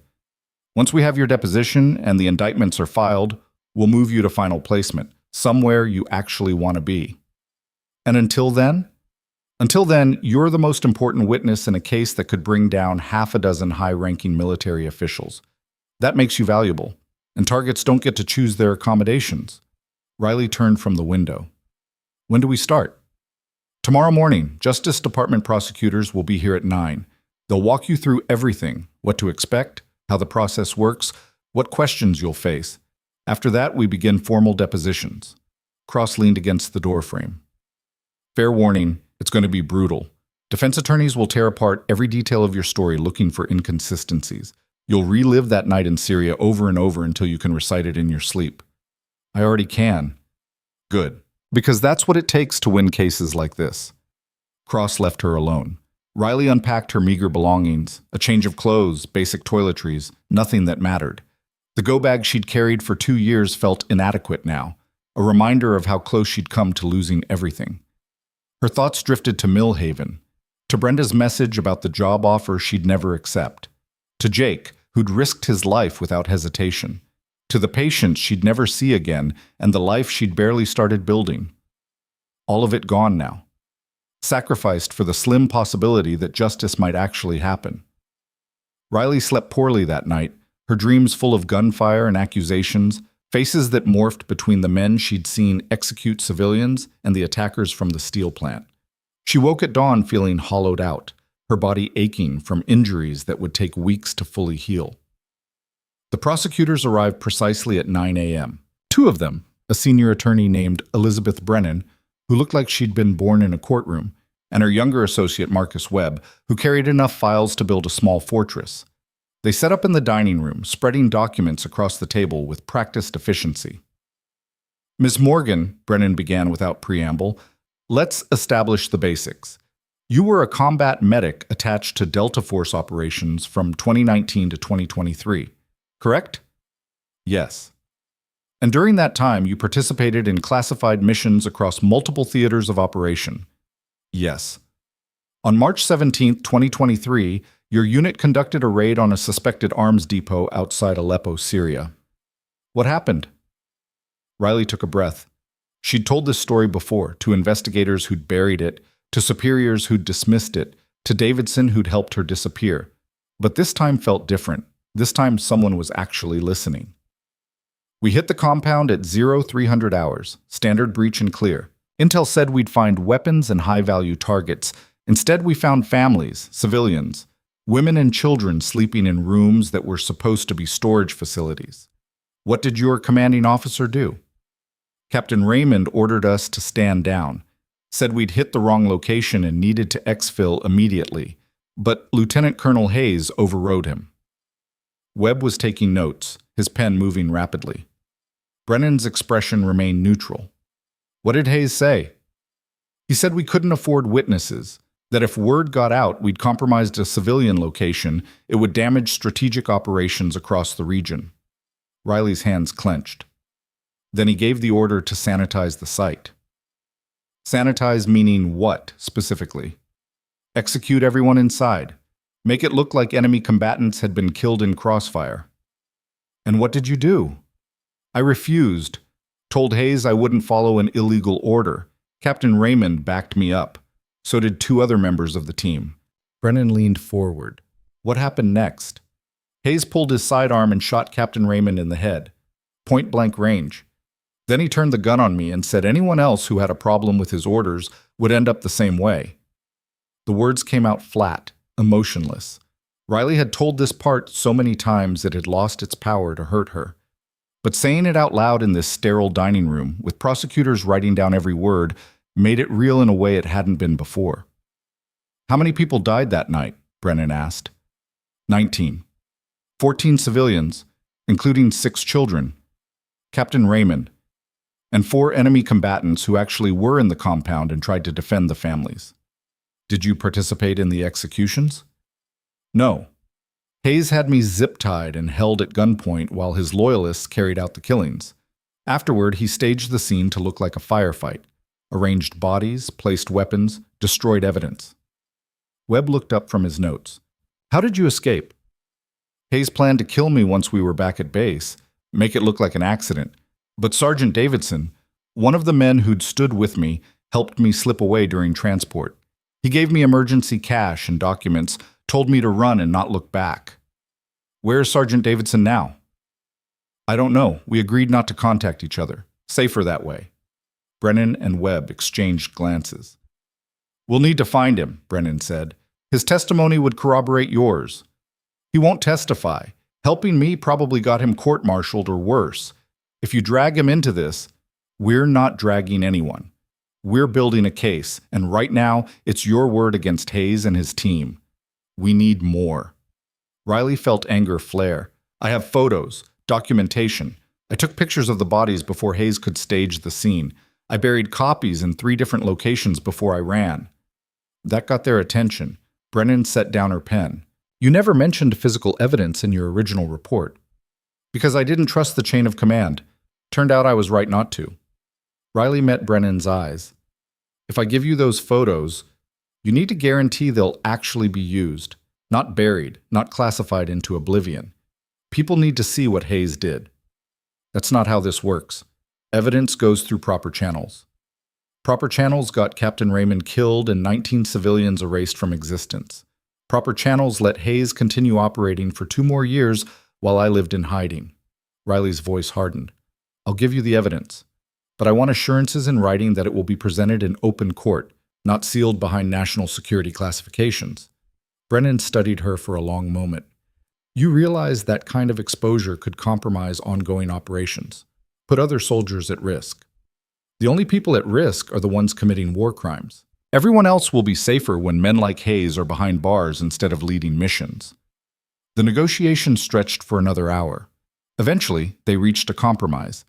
Evidence would be presented in court unless a federal judge specifically ruled it would cause immediate harm to national security. Not perfect, but better than blind trust in a system that had already failed once. Riley provided coordinates for the buried evidence caches. Webb made calls to arrange recovery teams. By afternoon, federal agents were digging in 3 different countries to retrieve flash drives containing photos that would make or break the case. That night, Riley sat on the back porch of the safe house while Sullivan kept watch from the shadows. The Virginia suburbs were quiet, almost peaceful. Nothing like the chaos of the past week. She thought about Thomas Kellerman, probably still in custody, his life destroyed by grief and rage. About Sarah Kellerman, living with guilt no prison sentence could match. About all the ways violence rippled outward, touching people who'd never asked to be part of the story. Her phone, a new one issued by the federal government, buzzed. A text from an unknown number. This is Jake. Cross gave me your new contact info. Wanted to make sure you're okay. Riley smiled despite everything. Alive, safe, bored. Bored is good. Means nobody's shooting at you. Yet. Optimistic as always. Listen, I talked to Brenda. She's worried about you. Wanted me to tell you the job offer still stands if you come back. Riley stared at that message. Come back. As if she could just walk back into Coldbrook General and pick up where she'd left off. As if Riley Morgan still existed anywhere outside federal protection. Tell her thank you. But I don't think I'll be coming back. Ever? Not as the person she knew. The response took longer this time. For what it's worth, that person was pretty great. Would be ashamed to lose her completely. Riley didn't know how to answer that, so she didn't. She sat there until the cold drove her inside, then retreated to her sterile bedroom and tried to sleep. The next 3 days were consumed by depositions. Riley sat across from prosecutors and recounted every detail of that night in Syria, the mission brief, the breach, the discovery, Hayes's order, the executions. They recorded everything, asked her to repeat sections, pressed for specifics she'd tried to forget. On the 4th day, the evidence arrived. 3 flash drives recovered from locations Riley had never expected to see again. Agent Cross brought them to the dining room where Riley sat with Brennan and Webb, and they plugged the first one into a laptop. The images appeared on screen. Bodies arranged in rooms that should have been filled with weapons, but held only blankets and personal belongings. A child's toy lying next to a pool of blood. Captain Raymond's body, execution-style bullet wound visible. The systematic staging of the massacre to look like combat. Brennan's face went pale. Webb looked away from the screen. These are... Brennan started, then stopped. These are damning. Absolutely damning. Now you understand why I ran, Riley said quietly. This is what they were willing to kill to keep hidden. The prosecution team left shortly after, taking the evidence with them. Cross stayed behind, her expression unreadable. The indictments will be filed within 48 hours, Cross said. Once that happens, this becomes public. Every news outlet in the country will be covering the story. Hayes and his team will know you're cooperating. They already know. They tried to kill me in Mill Haven, remember? That was before you had federal protection, before we had evidence this strong. Now they're going to get desperate. Cross sat down across from Riley. I need you to be prepared for what's coming. Character assassination. Leaked stories about your mental health. Anonymous sources claiming you're unreliable. They're going to throw everything at discrediting you before this reaches trial. Let them try. I'm serious, Riley. These people have resources and connections. They'll dig into every aspect of your life looking for ammunition. Riley thought about Millhaven. about the news coverage of the hospital incident, about how quickly she'd become a public figure despite her best efforts to stay invisible. "There's something you should know," Riley said. "The incident at Coldbrook General. It's going to come up." Cross frowned. "What incident?" Riley explained. "Thomas Kellerman, the attack, the defibrillator, the national news coverage." Cross's expression darkened with each detail. "You stopped a violent intruder and saved multiple lives," Cross said when Riley finished. "How is that a problem?" "Because it draws attention to my combat training. Makes people ask questions about where I learned to fight. The defense will use it to paint me as violent, unstable, someone who escalates situations instead of de-escalating. Or they'll use it to show you're a hero who risks her life to protect others. Depends on the framing." Cross pulled out her phone and started typing. "I'm adding this to the case file. We'll get ahead of it, control the narrative before the defense can weaponize it." "How?" "By telling your whole story. Combat medic who witnessed a war crime reported it, got hunted for doing the right thing, and still jumped into action to save civilians when she saw people in danger. That's not the profile of someone unstable. That's the profile of someone with integrity." Riley wanted to believe her, wanted to trust that truth would win over spin. But she'd learned the hard way that truth was just another weapon, and whoever wielded it best usually won. The indictments dropped on a Friday morning. Riley watched the news coverage from the safe house, seeing her story told by people who'd never lived it. The headlines were explosive. High-ranking military officials indicted in war crimes cover-up. Whistleblower comes forward after 2 years in hiding. Delta Force massacre, new evidence reveals. Systematic execution of Syrian civilians. Every major network picked it up. By afternoon, Lieutenant Colonel Hayes's face was plastered across every screen in America, along with the 6 officers who'd participated in the massacre. The Pentagon released a statement expressing shock and promising full cooperation with the investigation. Politicians rushed to microphones to condemn the actions and praise the brave whistleblower who'd risked everything to expose the truth. Riley's name wasn't mentioned, not yet. The court documents referred to her only as Witness A for security reasons, but anyone with basic research skills could connect the dots. By evening, the speculation started. Amateur internet detectives began piecing together clues. The Millhaven Hospital incident resurfaced, this time with new context. Someone found Riley's employment records across multiple hospitals. The pattern of movement, the gaps in her history, the sudden appearance in different cities, all of it started to make sense. On Saturday morning, a blogger published a detailed analysis connecting Riley Morgan, hero nurse from Millhaven, to the whistleblower in the Hayes case. Within hours, it had been picked up by mainstream media. Riley's phone, the new federal one, started ringing constantly. Reporters had somehow obtained the number. She stopped answering after the 15th call. Agent Cross appeared in the doorway looking grim. "We need to talk about security. Your identity is compromised. We're moving you tonight to a different location." "Where?" "Can't tell you until we're in transit. Standard protocol when a safe house is potentially compromised." Riley packed her belongings for what felt like the 100th time in 2 years. But this time, she wasn't running from exposure. She was running towards something bigger than self-preservation. They moved her to a high-security facility in an undisclosed location, somewhere rural based on the long drive and lack of ambient light. The new facility was more fortress than house, with armed guards, reinforced walls, and surveillance systems that would make a casino jealous. "You'll be here until the trial," Cross explained. "Could be weeks, could be months. The prosecution wants to move fast, but Hayes's legal team will file every delay they can think of." So I wait. You wait. And you prepare. Because when you take that stand, you're going to face the most aggressive cross-examination you've ever experienced. The weeks that followed blurred together. Riley spent her days reviewing testimony with prosecutors, her nights lying awake in a room that felt like a cell, despite its comfortable furnishings.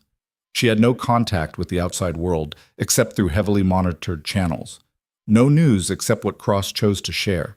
No life except the case that had consumed everything.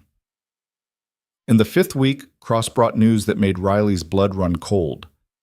"Sergeant Davidson is dead," Cross said without preamble. "Car accident 3 days ago. Single vehicle collision. No witnesses. Police are calling it a tragic loss of control on a wet road." Riley sat down heavily. It wasn't an accident. We don't know that. Yes, we do. Davidson was the only person who could corroborate my story about Hayes' threat. Now he's conveniently dead right before trial. Riley's hands clenched. They got to him. The investigation is ongoing. The investigation won't find anything. These people are professionals. They know how to make murder look like misfortune. Cross didn't argue. They both knew Riley was right. Davidson's death changed the calculus. Without his testimony, the case rested almost entirely on Riley's credibility and the physical evidence. The photos were damning, but Hayes' team would argue they were staged or taken out of context. They'd attack Riley's character, her mental state, her motivations. And now they had ammunition. The Millhaven incident had been reframed in conservative media as evidence of Riley's violent tendencies. Op-eds questioned whether someone who'd attacked a grieving man with a defibrillator could be trusted to tell the truth about military operations. Anonymous sources, probably Hayes' team, leaked stories about Riley's erratic behavior and suspicious employment history.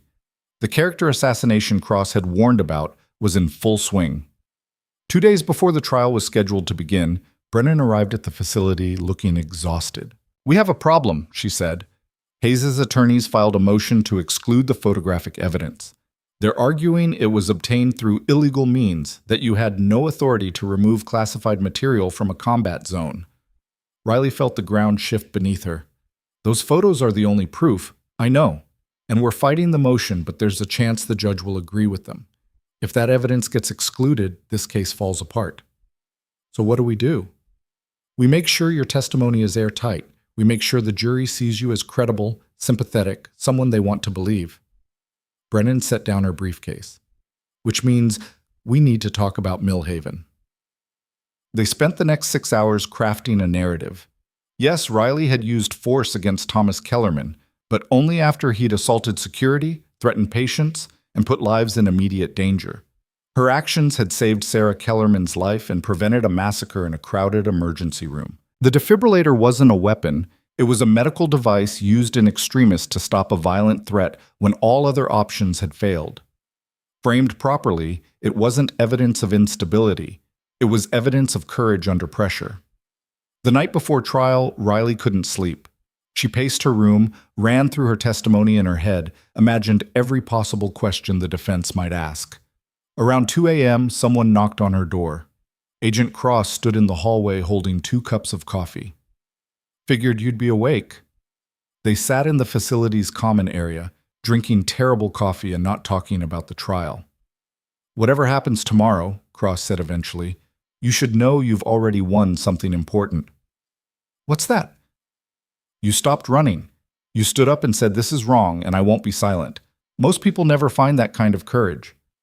Riley stared into her coffee. "Courage or stupidity? Sometimes it's hard to tell the difference. The difference is whether you survive. And you're still here." The trial began on a cold Monday morning in a federal courthouse that looked like it had been designed to intimidate. Riley arrived in an armored convoy, hustled through a side entrance to avoid the media circus out front. The courtroom was packed. Journalists, spectators, military personnel watching with expressions ranging from supportive to hostile. Hayes sat at the defense table looking calm and confident, flanked by expensive attorneys in expensive suits. He didn't look at Riley when she entered, didn't acknowledge her existence at all. The prosecution called her to the stand on the second day. Riley walked to the witness box on legs that felt steadier than she'd expected, placed her hand on the Bible, and swore to tell the truth. Brennan started with easy questions: background, training, service record, establishing credibility. Then slowly, carefully, she guided Riley through that night in Syria, every detail, every horror. The courtroom was silent except for Riley's voice and the occasional sob from someone in the gallery. When Brennan finished, Hayes' lead attorney, a silver-haired man named Cordell who looked like he charged by the syllable, stood for cross-examination. "Miss Morgan," he began with a smile that didn't reach his eyes, "you expect this court to believe that a decorated officer with 20 years of service suddenly decided to execute civilians for no reason? I expect this court to believe what actually happened. What you claim happened. But you have a history of violent behavior, don't you?" Objection, Brennan said. Relevance. Goes to credibility, Your Honor. The witness's pattern of behavior is directly relevant to whether she can be trusted.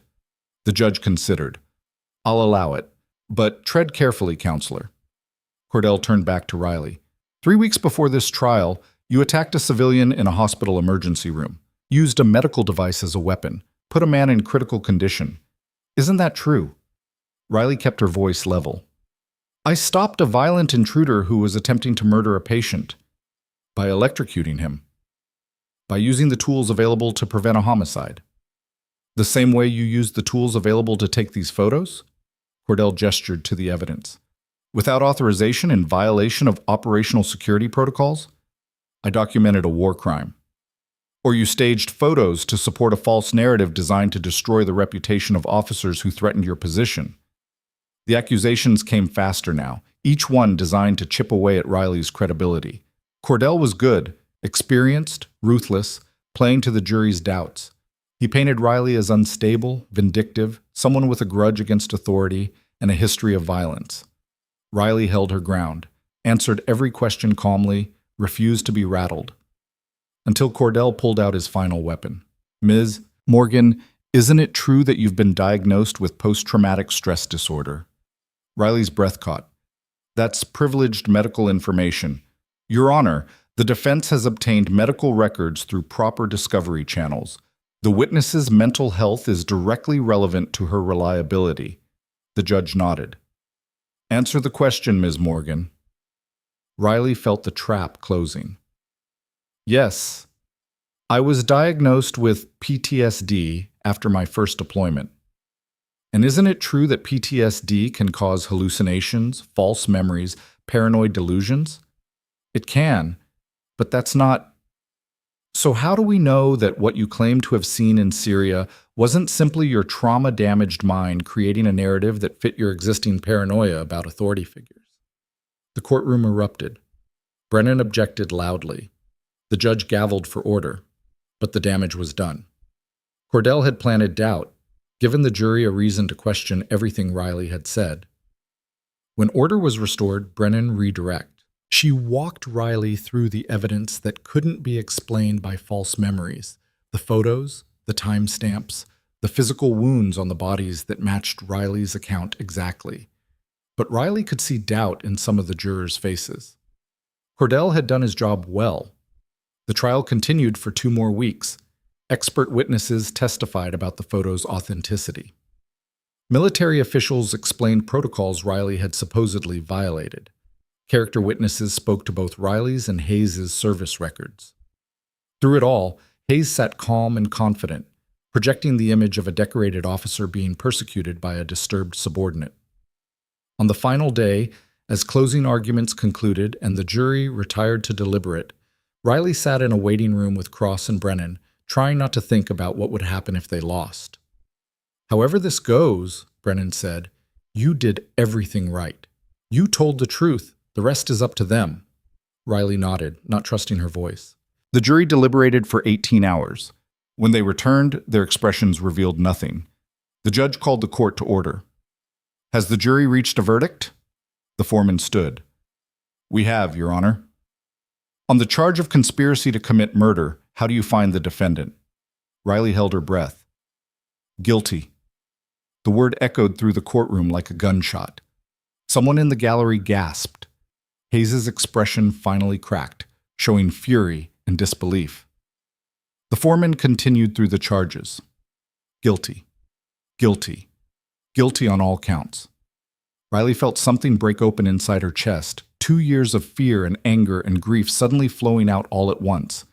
She didn't cry, she just sat there, breathing, while justice happened around her. Hayes was remanded into custody immediately. His attorneys filed notice of appeal before they'd even left the courthouse.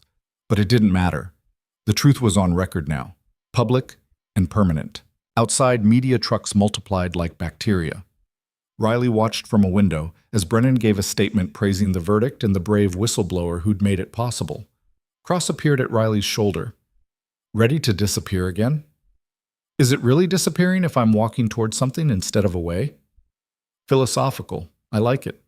Cross smiled. Come on, let's get you somewhere safe while we process your new identity. But as they moved toward the exit, the doors to the courtroom burst open, and Jake Torres walked in, flanked by two people Riley had never expected to see again. Brenda Calloway and Dr. Marcus Flynn, looking determined and slightly out of place in the federal courthouse. "Ms. Morgan," Brenda said, her voice carrying across the room, "we need to talk about that job offer." Riley stared at the three figures standing in the courthouse hallway like apparitions from a life she'd already mourned. Brenda looked exactly as Riley remembered. Iron gray hair pulled back, arms crossed, expression unreadable. Dr. Flynn stood beside her in his white coat, as if he'd walked straight from the ER to the courthouse without bothering to change. And Jake, grinning like he'd just pulled off the world's greatest surprise. Agent Cross moved immediately between Riley and the newcomers, her hand instinctively moving toward her weapon. "How did you get in here? This is a restricted area." "We're character witnesses," Brenda said, producing documentation. "Filed with the court 3 days ago. Check your records." Cross pulled out her phone, made a call, then lowered it with a confused expression. "They're legitimate, but nobody told me because you were too busy protecting your witness to notice the hospital administrators who drove 6 hours to testify on her behalf." Brenda's gaze shifted to Riley. "We showed up ready to take the stand, tell everyone what kind of person you really are. Then we found out the trial ended early." Riley found her voice. "You drove all the way here. For me." "For you," Dr. Flynn confirmed. "The board voted unanimously. We want you back at Coldbrook General, not as per diem staff, as senior trauma coordinator, leadership position, full benefits, housing assistance, the whole package." "I can't," Riley started, but Brenda cut her off. "Before you say no, let me be clear about something. I spent 30 years learning to read people. You're one of the most competent nurses I've ever worked with, and that's before I knew about your actual background. Combat medic with Special Operations Forces? We'd be lucky to have you. My identity is going into witness protection. Riley Morgan won't exist after today. Then we'll hire whoever you become." Brenda's expression softened slightly. "Look, I know I rode you hard when you first arrived, questioned your motives, didn't trust the mystery. I was wrong. What you did, reporting that massacre, risking everything to expose the truth, that takes integrity most people never find. And what you did at the hospital, stopping Thomas Kellerman, that was instinct and training. Most people pray they never need. We don't want to lose that." Riley looked at Jake, who'd been uncharacteristically quiet. "You put them up to this." "I made a phone call," he admitted. "Told them what was happening. They made their own choice to come." Agent Cross was still processing. "Ms. Morgan is entering federal protection. New name, new location, complete break from her previous life. That's non-negotiable." "What if she doesn't want a complete break?" Dr. Flynn asked. "What if she wants to go back to being a nurse, just under different circumstances?" "The people who tried to kill her in Millhaven are still out there," Cross said. "Hayes' team. They won't stop just because he's convicted. Witness protection means disappearing completely." Riley felt the weight of both futures pressing down on her. One path led to safety and anonymity, a new name in a new city where nobody knew her history or her choices. The other led back to Millhaven, to the hospital where she'd briefly felt like she belonged, but with a target permanently on her back. "Can I have a moment?" Riley asked. "To think?" Cross nodded reluctantly. 5 minutes, but we need to move soon. Too much exposure here." Brenda, Flynn and Jake were ushered into a conference room. Cross took up position outside while Riley stood alone in the hallway, staring at her reflection in a window that overlooked the city. For 2 years, she'd run from exposure, built walls around herself, kept everyone at arm's length, and it had worked. She'd survived. But survival wasn't the same as living. She thought about Thomas Kellerman, consumed by grief and rage, making a choice that destroyed his life. About Sarah Kellerman, who'd have to live with her actions forever. About Sergeant Davidson, who'd paid the ultimate price for helping her escape. About all the people who'd stood up and suffered because doing the right thing was never safe. Riley had survived. She'd told the truth. She'd won. Now she had to decide what winning actually meant. She walked into the conference room. Brenda, Flynn, and Jake looked up expectantly. "Tell me about the position," Riley said. Brenda pulled out a folder. "Senior Trauma Coordinator. You'd oversee training for the entire emergency department, develop protocols, lead crisis response teams. It's part administrative, part hands-on clinical work. You'd report directly to me and the medical director. And when people ask about my background, we tell them you're a veteran with extensive trauma experience, which is true. If they push for details, we cite privacy laws and move on. Brenda met her eyes. Riley, or whatever your name becomes, we're not asking you to lie. We're offering you a chance to use your skills for something good, to train the next generation of emergency nurses, to make sure what happened to you, having to fight alone, doesn't happen to others. Dr. Flynn leaned forward. The night you stopped Kellerman, I told you I was wrong about you, that you were the best we had. I meant it, and I'd like the chance to prove I mean it by actually supporting you instead of dismissing you. Riley looked at Jake. You knew about this the whole time. Brenda called me after the verdict was announced, asked if I thought you'd consider coming back. I said maybe, if the offer was good enough. He smiled. Seems like it might be. Agent Cross appeared in the doorway. Time's up. We need to move. Riley stood. I want to talk to the prosecutor about my options. Elizabeth Brennan was packing up files when Riley found her. The attorney looked exhausted but triumphant, riding the high of a verdict that would define her career. Miss Morgan, congratulations. You did it. We did it, Riley corrected. I need to ask you something about witness protection. Brennan set down her briefcase. What about it? Is it mandatory, or can I choose not to enter the program? It's not mandatory, but it's strongly recommended given the threats against you. What if I had private security, professional protection that didn't require me to disappear? Brennan's expression shifted to concern. That's expensive, and potentially less secure than federal protection. But possible. Possible, yes. Advisable. That's another question. Brennan studied her. What are you thinking? Riley explained the offer from Coldbrook General. Brennan listened without interrupting, her lawyer's mind clearly working through implications. If you stay visible, Brennan said when Riley finished, Hayes' associates will know where to find you. They could make another attempt. Or they could recognize that I'm no longer a lone target, that I have support, visibility, protection, that making me a martyr would only validate everything I testified to. Riley's voice steadied. I spent 2 years hiding. It didn't make me safer, it just made me isolated. I'm done being isolated. This is a risk. Everything worth doing is. Brennan was quiet for a moment. Then she pulled out her phone and made a call. Victoria, it's Elizabeth Brennan. I need you in conference room C. We have a situation. Agent Cross arrived within minutes, her expression already skeptical. Brennan laid out Riley's proposal. Cross's skepticism intensified with each detail. Absolutely not, Cross said when Brennan finished. My job is to keep witnesses alive, not facilitate them becoming targets. Your job is to provide options and security, Brennan corrected, not to make choices for competent adults. A competent adult wouldn't turn down federal protection to go back to a hospital where she's already been attacked. Riley spoke up. I was attacked because I was alone and unprotected. If I go back with proper security, public support, and legal documentation of the threats against me, anyone who tries something will be caught immediately. Or you'll be killed before security can respond. Then help me build security that can respond. Work with the hospital. Establish protocols. Make it safe instead of just telling me it's impossible. Cross and Riley stared at each other. The agent's jaw worked as she processed the request. Finally, she sighed. If, and this is a massive if, we were to allow this, the conditions would be extensive. Armed security detail, panic buttons, regular check-ins, restrictions on where you can go and when. Your life would be heavily monitored. More or less monitored than witness protection? Cross almost smiled. Fair point. She pulled out her phone. I need to make some calls. This goes above my authority level.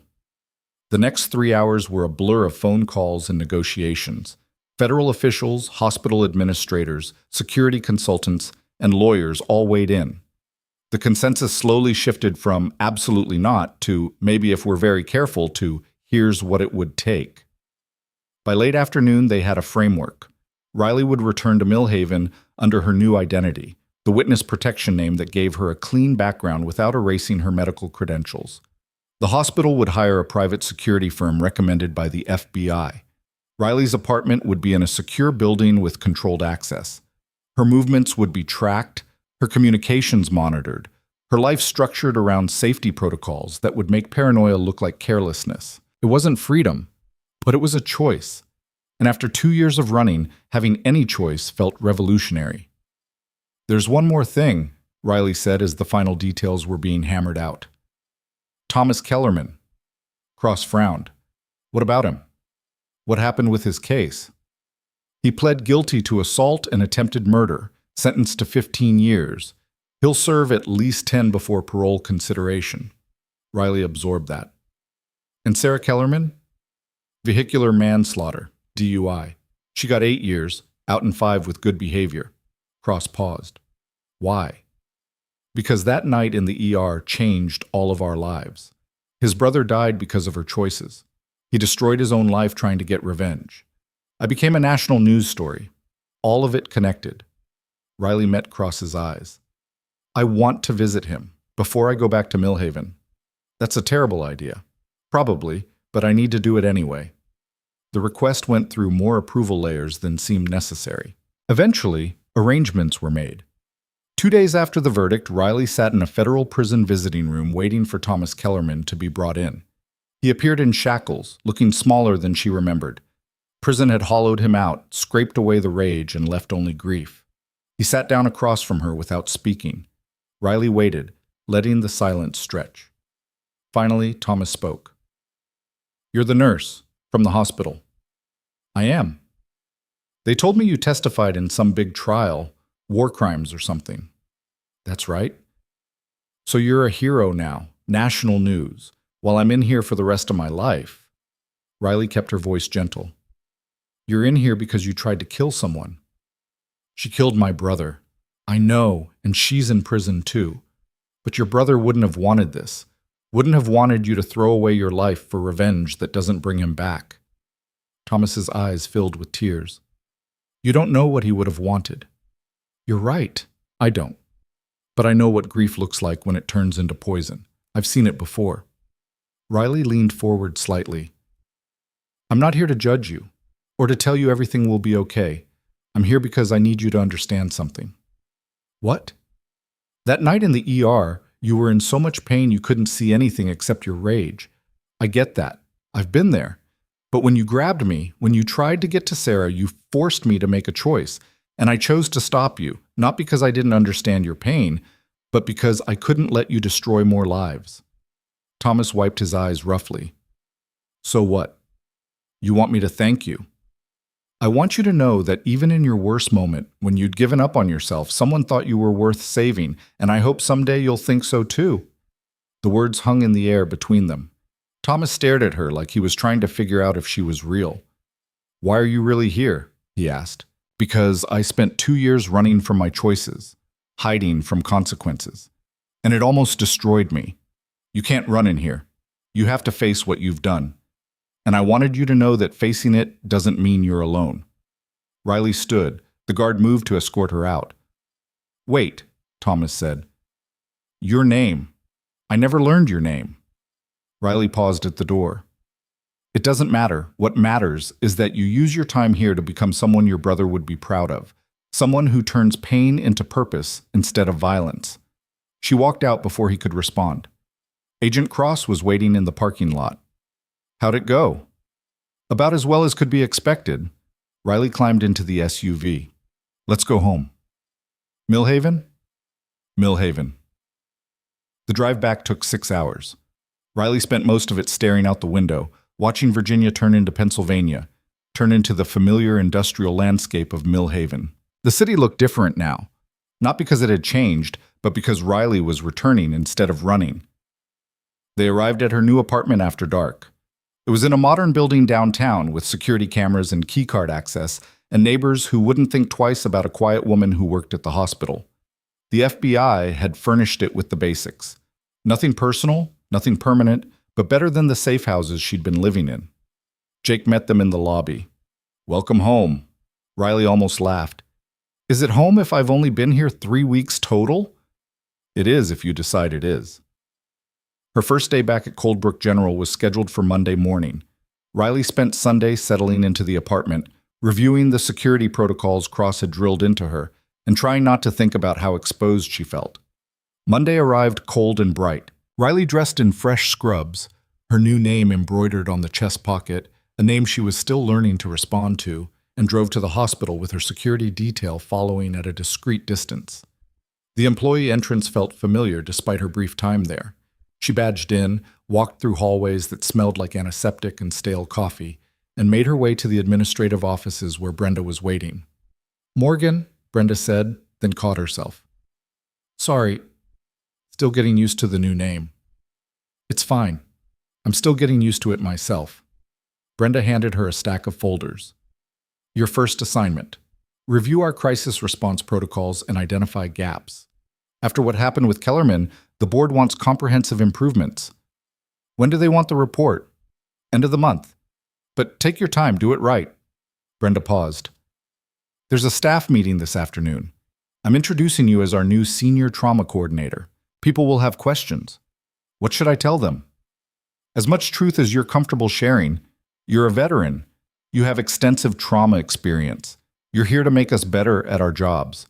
Everything else is need to know, and they don't need to know."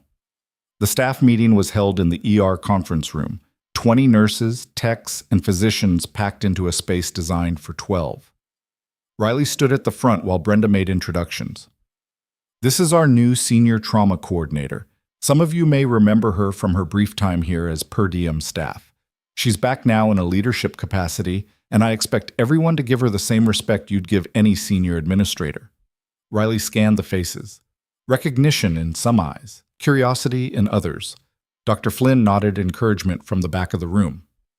"I know my arrival is unusual," Riley began, "and I know there's been news coverage about my background. I'm not going to address the specifics of ongoing legal cases. What I will tell you is this. I've seen emergency medicine at its best and its worst. I've worked in places where resources were scarce, support was minimal, and mistakes cost lives. I'm here to make sure Coldbrook General doesn't become one of those places." She outlined her initial observations. Strengths in the department, areas for improvement, plans for enhanced training. The presentation was professional, competent, exactly what a senior coordinator should deliver. But afterward, as people filed out, several staff members approached with different questions. "Is it true you were in the military?" One young nurse asked. "Yes, I served as a combat medic." "Did you really stop that guy who attacked the hospital?" "I did what needed to be done to protect patients." "Are you really in witness protection?" Riley paused. "I'm really here to do a job. Everything else is just noise." The questions continued throughout the week. Riley answered what she could, deflected what she couldn't, and slowly started to build credibility through competence rather than mystery. She reviewed protocols, identified gaps, proposed solutions. She ran training scenarios, observed staff interactions, and made notes on everything. 2 weeks into her return, the national news coverage of Hayes' conviction intensified. Appeals were filed and denied. Additional co-conspirators were indicted. The photos Riley had taken, the ones Cordell had tried to exclude, were released to the media with appropriate redactions. The public saw the truth of what had happened in that Syrian village. Hayes was transferred to a military prison. His rank was stripped, his pension revoked. Every accolade he'd earned over 20 years of service was tainted by the massacre he'd ordered and covered up. Riley watched the coverage from her apartment and felt something close to peace. Not because Hayes was suffering, revenge had never been the point, but because the truth was public now. The civilians who died had names and faces and stories that couldn't be erased. Captain Raymond's sacrifice was acknowledged. Sergeant Davidson's role in helping Riley escape was recognized posthumously. The dead were remembered. The guilty were punished. Justice, imperfect and incomplete, had happened. 3 weeks after her return, Riley was working late in her office when Brenda knocked on the door. "Got a minute?" Riley looked up from the protocols she'd been revising. "Sure. What's up?" Brenda sat down, which was unusual. She typically delivered information standing, already moving to the next task. "The board met today," Brenda said. "There's been discussion about making you the permanent director of trauma services. It's a bigger role than coordinator. More responsibility, higher pay, actual decision-making authority. Riley set down her pen. That's a significant promotion. You've earned it. Your protocol revisions alone have probably prevented 3 lawsuits and improved patient outcomes across the board. Dr. Flynn says you're the best hire he's seen in a decade. Even the techs who were skeptical at first admit you know what you're doing. But nothing. I'm offering you the position, if you want it. Riley thought about the question beneath the question. Did she want to stay? Did she want to commit to Millhaven long-term instead of keeping one foot out the door, ready to run? Yes, she said. I want it. Brenda smiled, an actual smile, rare as platinum. Good, because I'm retiring in 18 months, and I'm recommending you as my replacement for charge nurse. Riley blinked. Brenda, I've only been here a month. You've been in emergency medicine for years.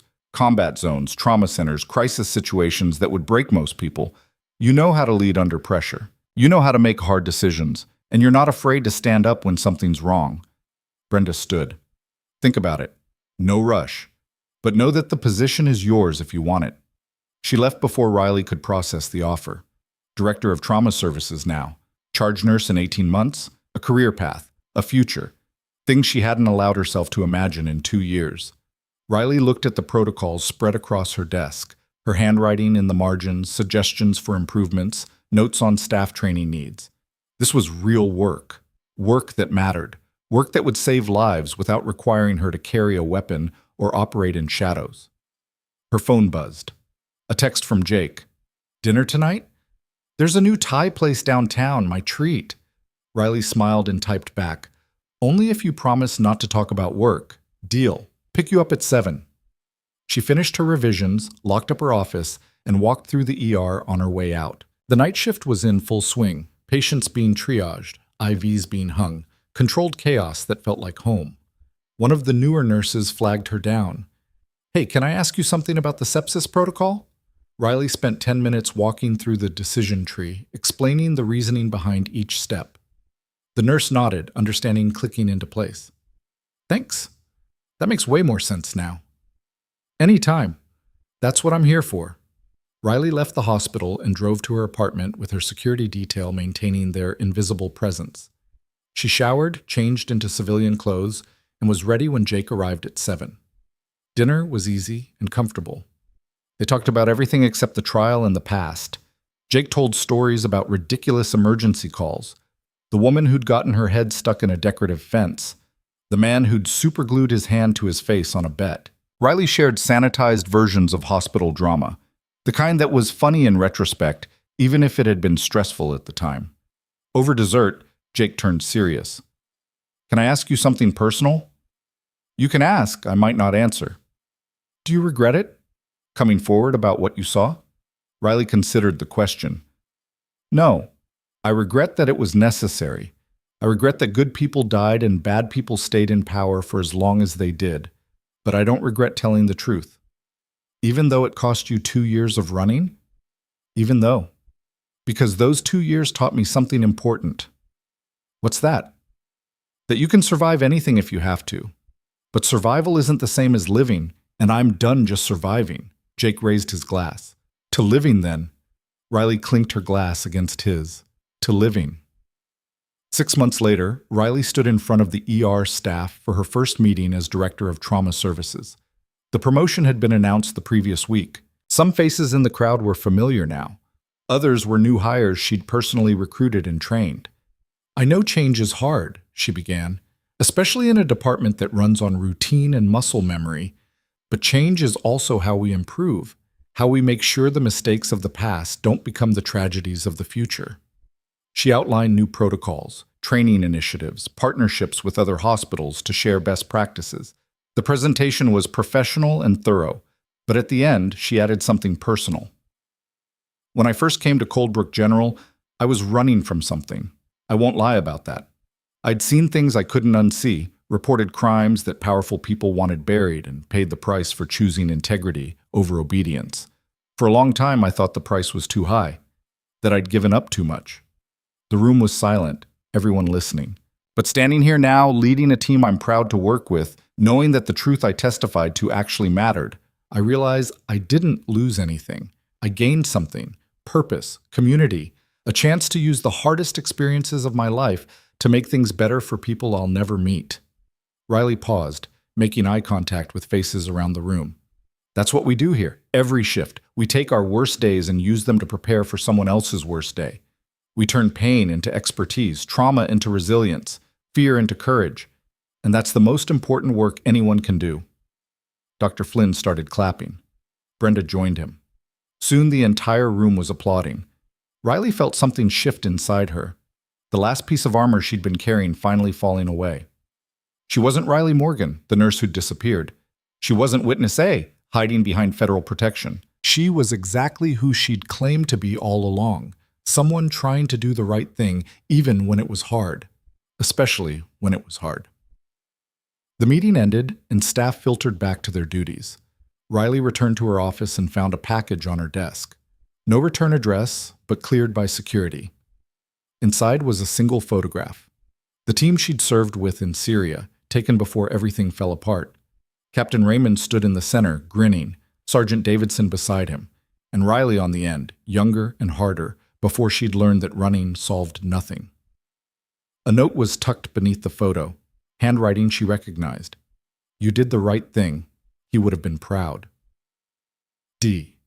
Riley stared at the note, reading between the lines. Sergeant Davidson wasn't dead. The car accident had been staged, his own escape into hiding while the heat was on. He was out there somewhere, alive and safe, watching the same news coverage she'd been watching. They'd both survived. Both found ways forward. Riley placed the photo on her desk where she could see it, a reminder of where she'd been, what she'd lost, what she'd gained. Her phone rang. Agent Cross. "Wanted to give you an update," Cross said without preamble. "The last of Hayes's associates was arrested this morning. The entire conspiracy is rolled up. No one's left to threaten you." Riley absorbed that. "So I'm actually safe now?" "As safe as anyone ever is. We'll maintain light monitoring for another 6 months just to be sure. But yes, you can breathe. Thank you for everything." "Thank you." That verdict changed things, already seeing impacts across the military, reforms being implemented, oversight being strengthened. Your testimony started something important. After they hung up, Riley sat in her office and let herself feel it. Actual, genuine safety. No one hunting her, no threats lurking, no need to constantly look over her shoulder. The freedom was disorienting. That evening, she met Jake at their usual coffee shop. He took one look at her face and grinned. "You heard." "About the arrest? Yeah, Cross called." "So what are you going to do with your newfound freedom?" Riley thought about it. "Stay exactly where I am. Keep doing the work. Build something that lasts." "No adventurous travel? No wild celebration?" "I've had enough adventure to last a lifetime. Now I want boring, routine. A job I go to every day where the biggest crisis is someone forgetting to restock the crash cart." Jake laughed. "Somehow I doubt boring is in your future." He was right. 3 days later, a massive pileup on the highway sent 17 trauma patients to Coldbrook General in the span of 40 minutes. Riley coordinated the response, directing staff, managing resources, making split-second decisions that determined who lived and who didn't. When it was over and the last patient had been stabilized, Brenda found Riley in the break room. "Hell of a shift, guess." Riley looked at her hands, still slightly trembling from adrenaline. "Yeah. You handled it perfectly, exactly the way I would have. Maybe better." Brenda poured 2 cups of coffee and handed one to Riley. "I've been thinking about my retirement timeline, wondering if 18 months is too long." "Brenda, I'm not saying I want to leave tomorrow, but I am saying that when I do leave, this department will be in the best hands possible. You've proven that." Riley sipped the terrible coffee and let the compliment settle. Coming from Brenda, it meant more than any formal recognition ever could. Months blurred into a year. Riley's role expanded. She hired new staff, implemented programs, built relationships with other hospitals. She testified at 2 more military trials, helping to dismantle the broader conspiracy Hayes had been part of. She visited Thomas Kellerman twice more, watching him slowly come to terms with his choices. On the anniversary of the verdict, Riley. On the anniversary of the verdict, Riley stood in front of the ER staff for a routine morning briefing. No major announcements, no dramatic revelations, just another day of coordinating care and saving lives. As the meeting wrapped up, one of the newer nurses approached her. "Can I ask you something?" the nurse said, nervous. "About the trial, the testimony. How did you find the courage to come forward knowing it would cost you everything?" Riley thought about the question, about all the answers she could give. "I didn't think of it as courage," she said finally. "I thought of it as refusal, refusing to let fear make me complicit, refusing to let powerful people bury the truth, refusing to accept that survival meant silence." She met the nurse's eyes. "Courage isn't the absence of fear. It's deciding that something matters more than being afraid." The nurse nodded slowly. "Thank you. That helps." Riley watched her walk away and felt the weight of responsibility that came with being someone others looked to. Not the burden of secrecy and running, but the weight of leadership, of setting an example, of proving that standing up could lead somewhere other than destruction. That evening, Riley stood on the roof of her apartment building, watching the sun set over Millhaven. The city sprawled below her, rust-belt and resilient, scarred by economic collapse and still standing. Like her. Like everyone who'd survived things they shouldn't have and kept moving forward anyway. Her phone buzzed. A message from an unknown number. "Congratulations on the anniversary. You changed more than you know. Stay strong. D." Riley smiled and deleted the message. Davidson was out there somewhere, living his own version of moving forward. They'd probably never speak again. But knowing he'd made it out, made it through, was enough. She thought about the people who hadn't made it. Captain Raymond. The civilians in that Syrian village. Everyone who'd been caught in the machinery of violence and conspiracy and paid with their lives. They didn't get second chances, didn't get to rebuild, didn't get the luxury of choosing what came next. But Riley did, and she'd be damned if she wasted it. She went back inside, made dinner, reviewed staffing schedules for the week ahead. Normal things, boring things, the kind of things she'd once taken for granted and now treasured. Around midnight, her work phone rang. The ER. "This is Riley. We've got a mass casualty incident incoming," the charge nurse said, voice tight with controlled panic. "Building collapse downtown. At least 30 victims. ETA 5 minutes. We need all hands." Riley was already moving, grabbing her keys, heading for the door. "I'm 10 minutes out. Start the protocol. I'll coordinate when I arrive." She drove through empty streets with purpose instead of fear, security details scrambling to keep up. The hospital appeared ahead, lit up like a beacon. Ambulances were already arriving, sirens wailing, chaos erupting. Riley parked and ran toward the ER entrance. Staff were mobilizing, trauma bays being prepped, the organized chaos of emergency medicine in motion. This was what she'd been trained for, what all the pain and running and testimony had been leading to. Not the glory or recognition, just this. The ability to stand in the middle of someone else's worst day and help them survive it. She burst through the doors and took command, her voice cutting through the noise. "Listen up! Triage in the ambulance bay. Red tags to trauma 1 and 2, yellow tags to the medical bays, green tags to the waiting room. Nobody dies because we're disorganized. Move!" The team responded instantly, everyone falling into position. The first stretcher came through, a construction worker, unconscious, covered in dust and blood. Riley assessed him in seconds. "Trauma 1. Possible head injury and internal bleeding. Let's move." Another stretcher, another assessment, another decision that would determine whether someone lived or died. The night blurred into controlled chaos. Riley was everywhere at once, coordinating care, making calls, supporting staff, ensuring resources went where they were needed most. Her training kicked in, muscle memory and experience guiding her through decisions that had to be made in seconds. Hours later, when the last patient had been stabilized and the ER finally quieted, Riley stood in the middle of the department and took inventory. 3 patients transferred to surgery, 7 admitted for observation, 12 treated and released. 5 critical saves that could have gone either way. 0 deaths. Brenda appeared beside her, looking exhausted but satisfied. "Outstanding work. Every single person who came through those doors tonight is alive because of your leadership."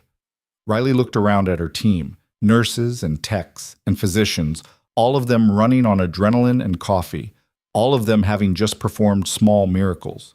It wasn't me. It was all of us. Leaders who can't take credit are almost as annoying as leaders who take too much. Brenda smiled. But I'll allow it this time. Go home. Get some sleep. You've earned it. Riley drove back to her apartment as dawn broke over Millhaven. The city was waking up, unaware that 30 people who should have died last night were still breathing because a team of strangers had refused to let them go. She showered off the night's chaos, fell into bed, and slept deeply for the first time in years. No nightmares. No fear. Just the exhausted satisfaction of a job well done. When she woke, afternoon light was streaming through her window. Her phone showed missed calls from news outlets wanting to interview her about the mass casualty response. She ignored them all. Instead, she texted Jake. "Still on for dinner tomorrow?" His response came immediately. "Wouldn't miss it. Same place?" "Same place." Riley got up, made coffee, and stood at her window looking out over the city she'd chosen to call home. Not because it was safe or perfect or easy, but because it was real. Because the people here had given her a second chance when she'd thought second chances were impossible. She thought about Hayes sitting in a prison cell, his legacy destroyed. About Thomas Kellerman, serving time but alive to serve it. About Sarah Kellerman, paying for her choices but getting the chance to make better ones. Everyone got consequences. Everyone got chances. The scales didn't always balance perfectly, but they balanced enough. Riley's phone buzzed one more time. A message from Brenda. "Board approved your promotion to assistant director. Ceremony next month. Try to act surprised." Riley laughed and typed back, "I'll do my best." She set the phone down and returned to the window. The city sprawled below her, full of people she'd never meet who were living their own complicated stories. Some of them would end up in her ER. Some of them she'd save. Some of them would save her right back just by giving her a reason to keep showing up. That was enough. More than enough. Riley had started this journey as someone running from exposure, convinced that visibility meant death.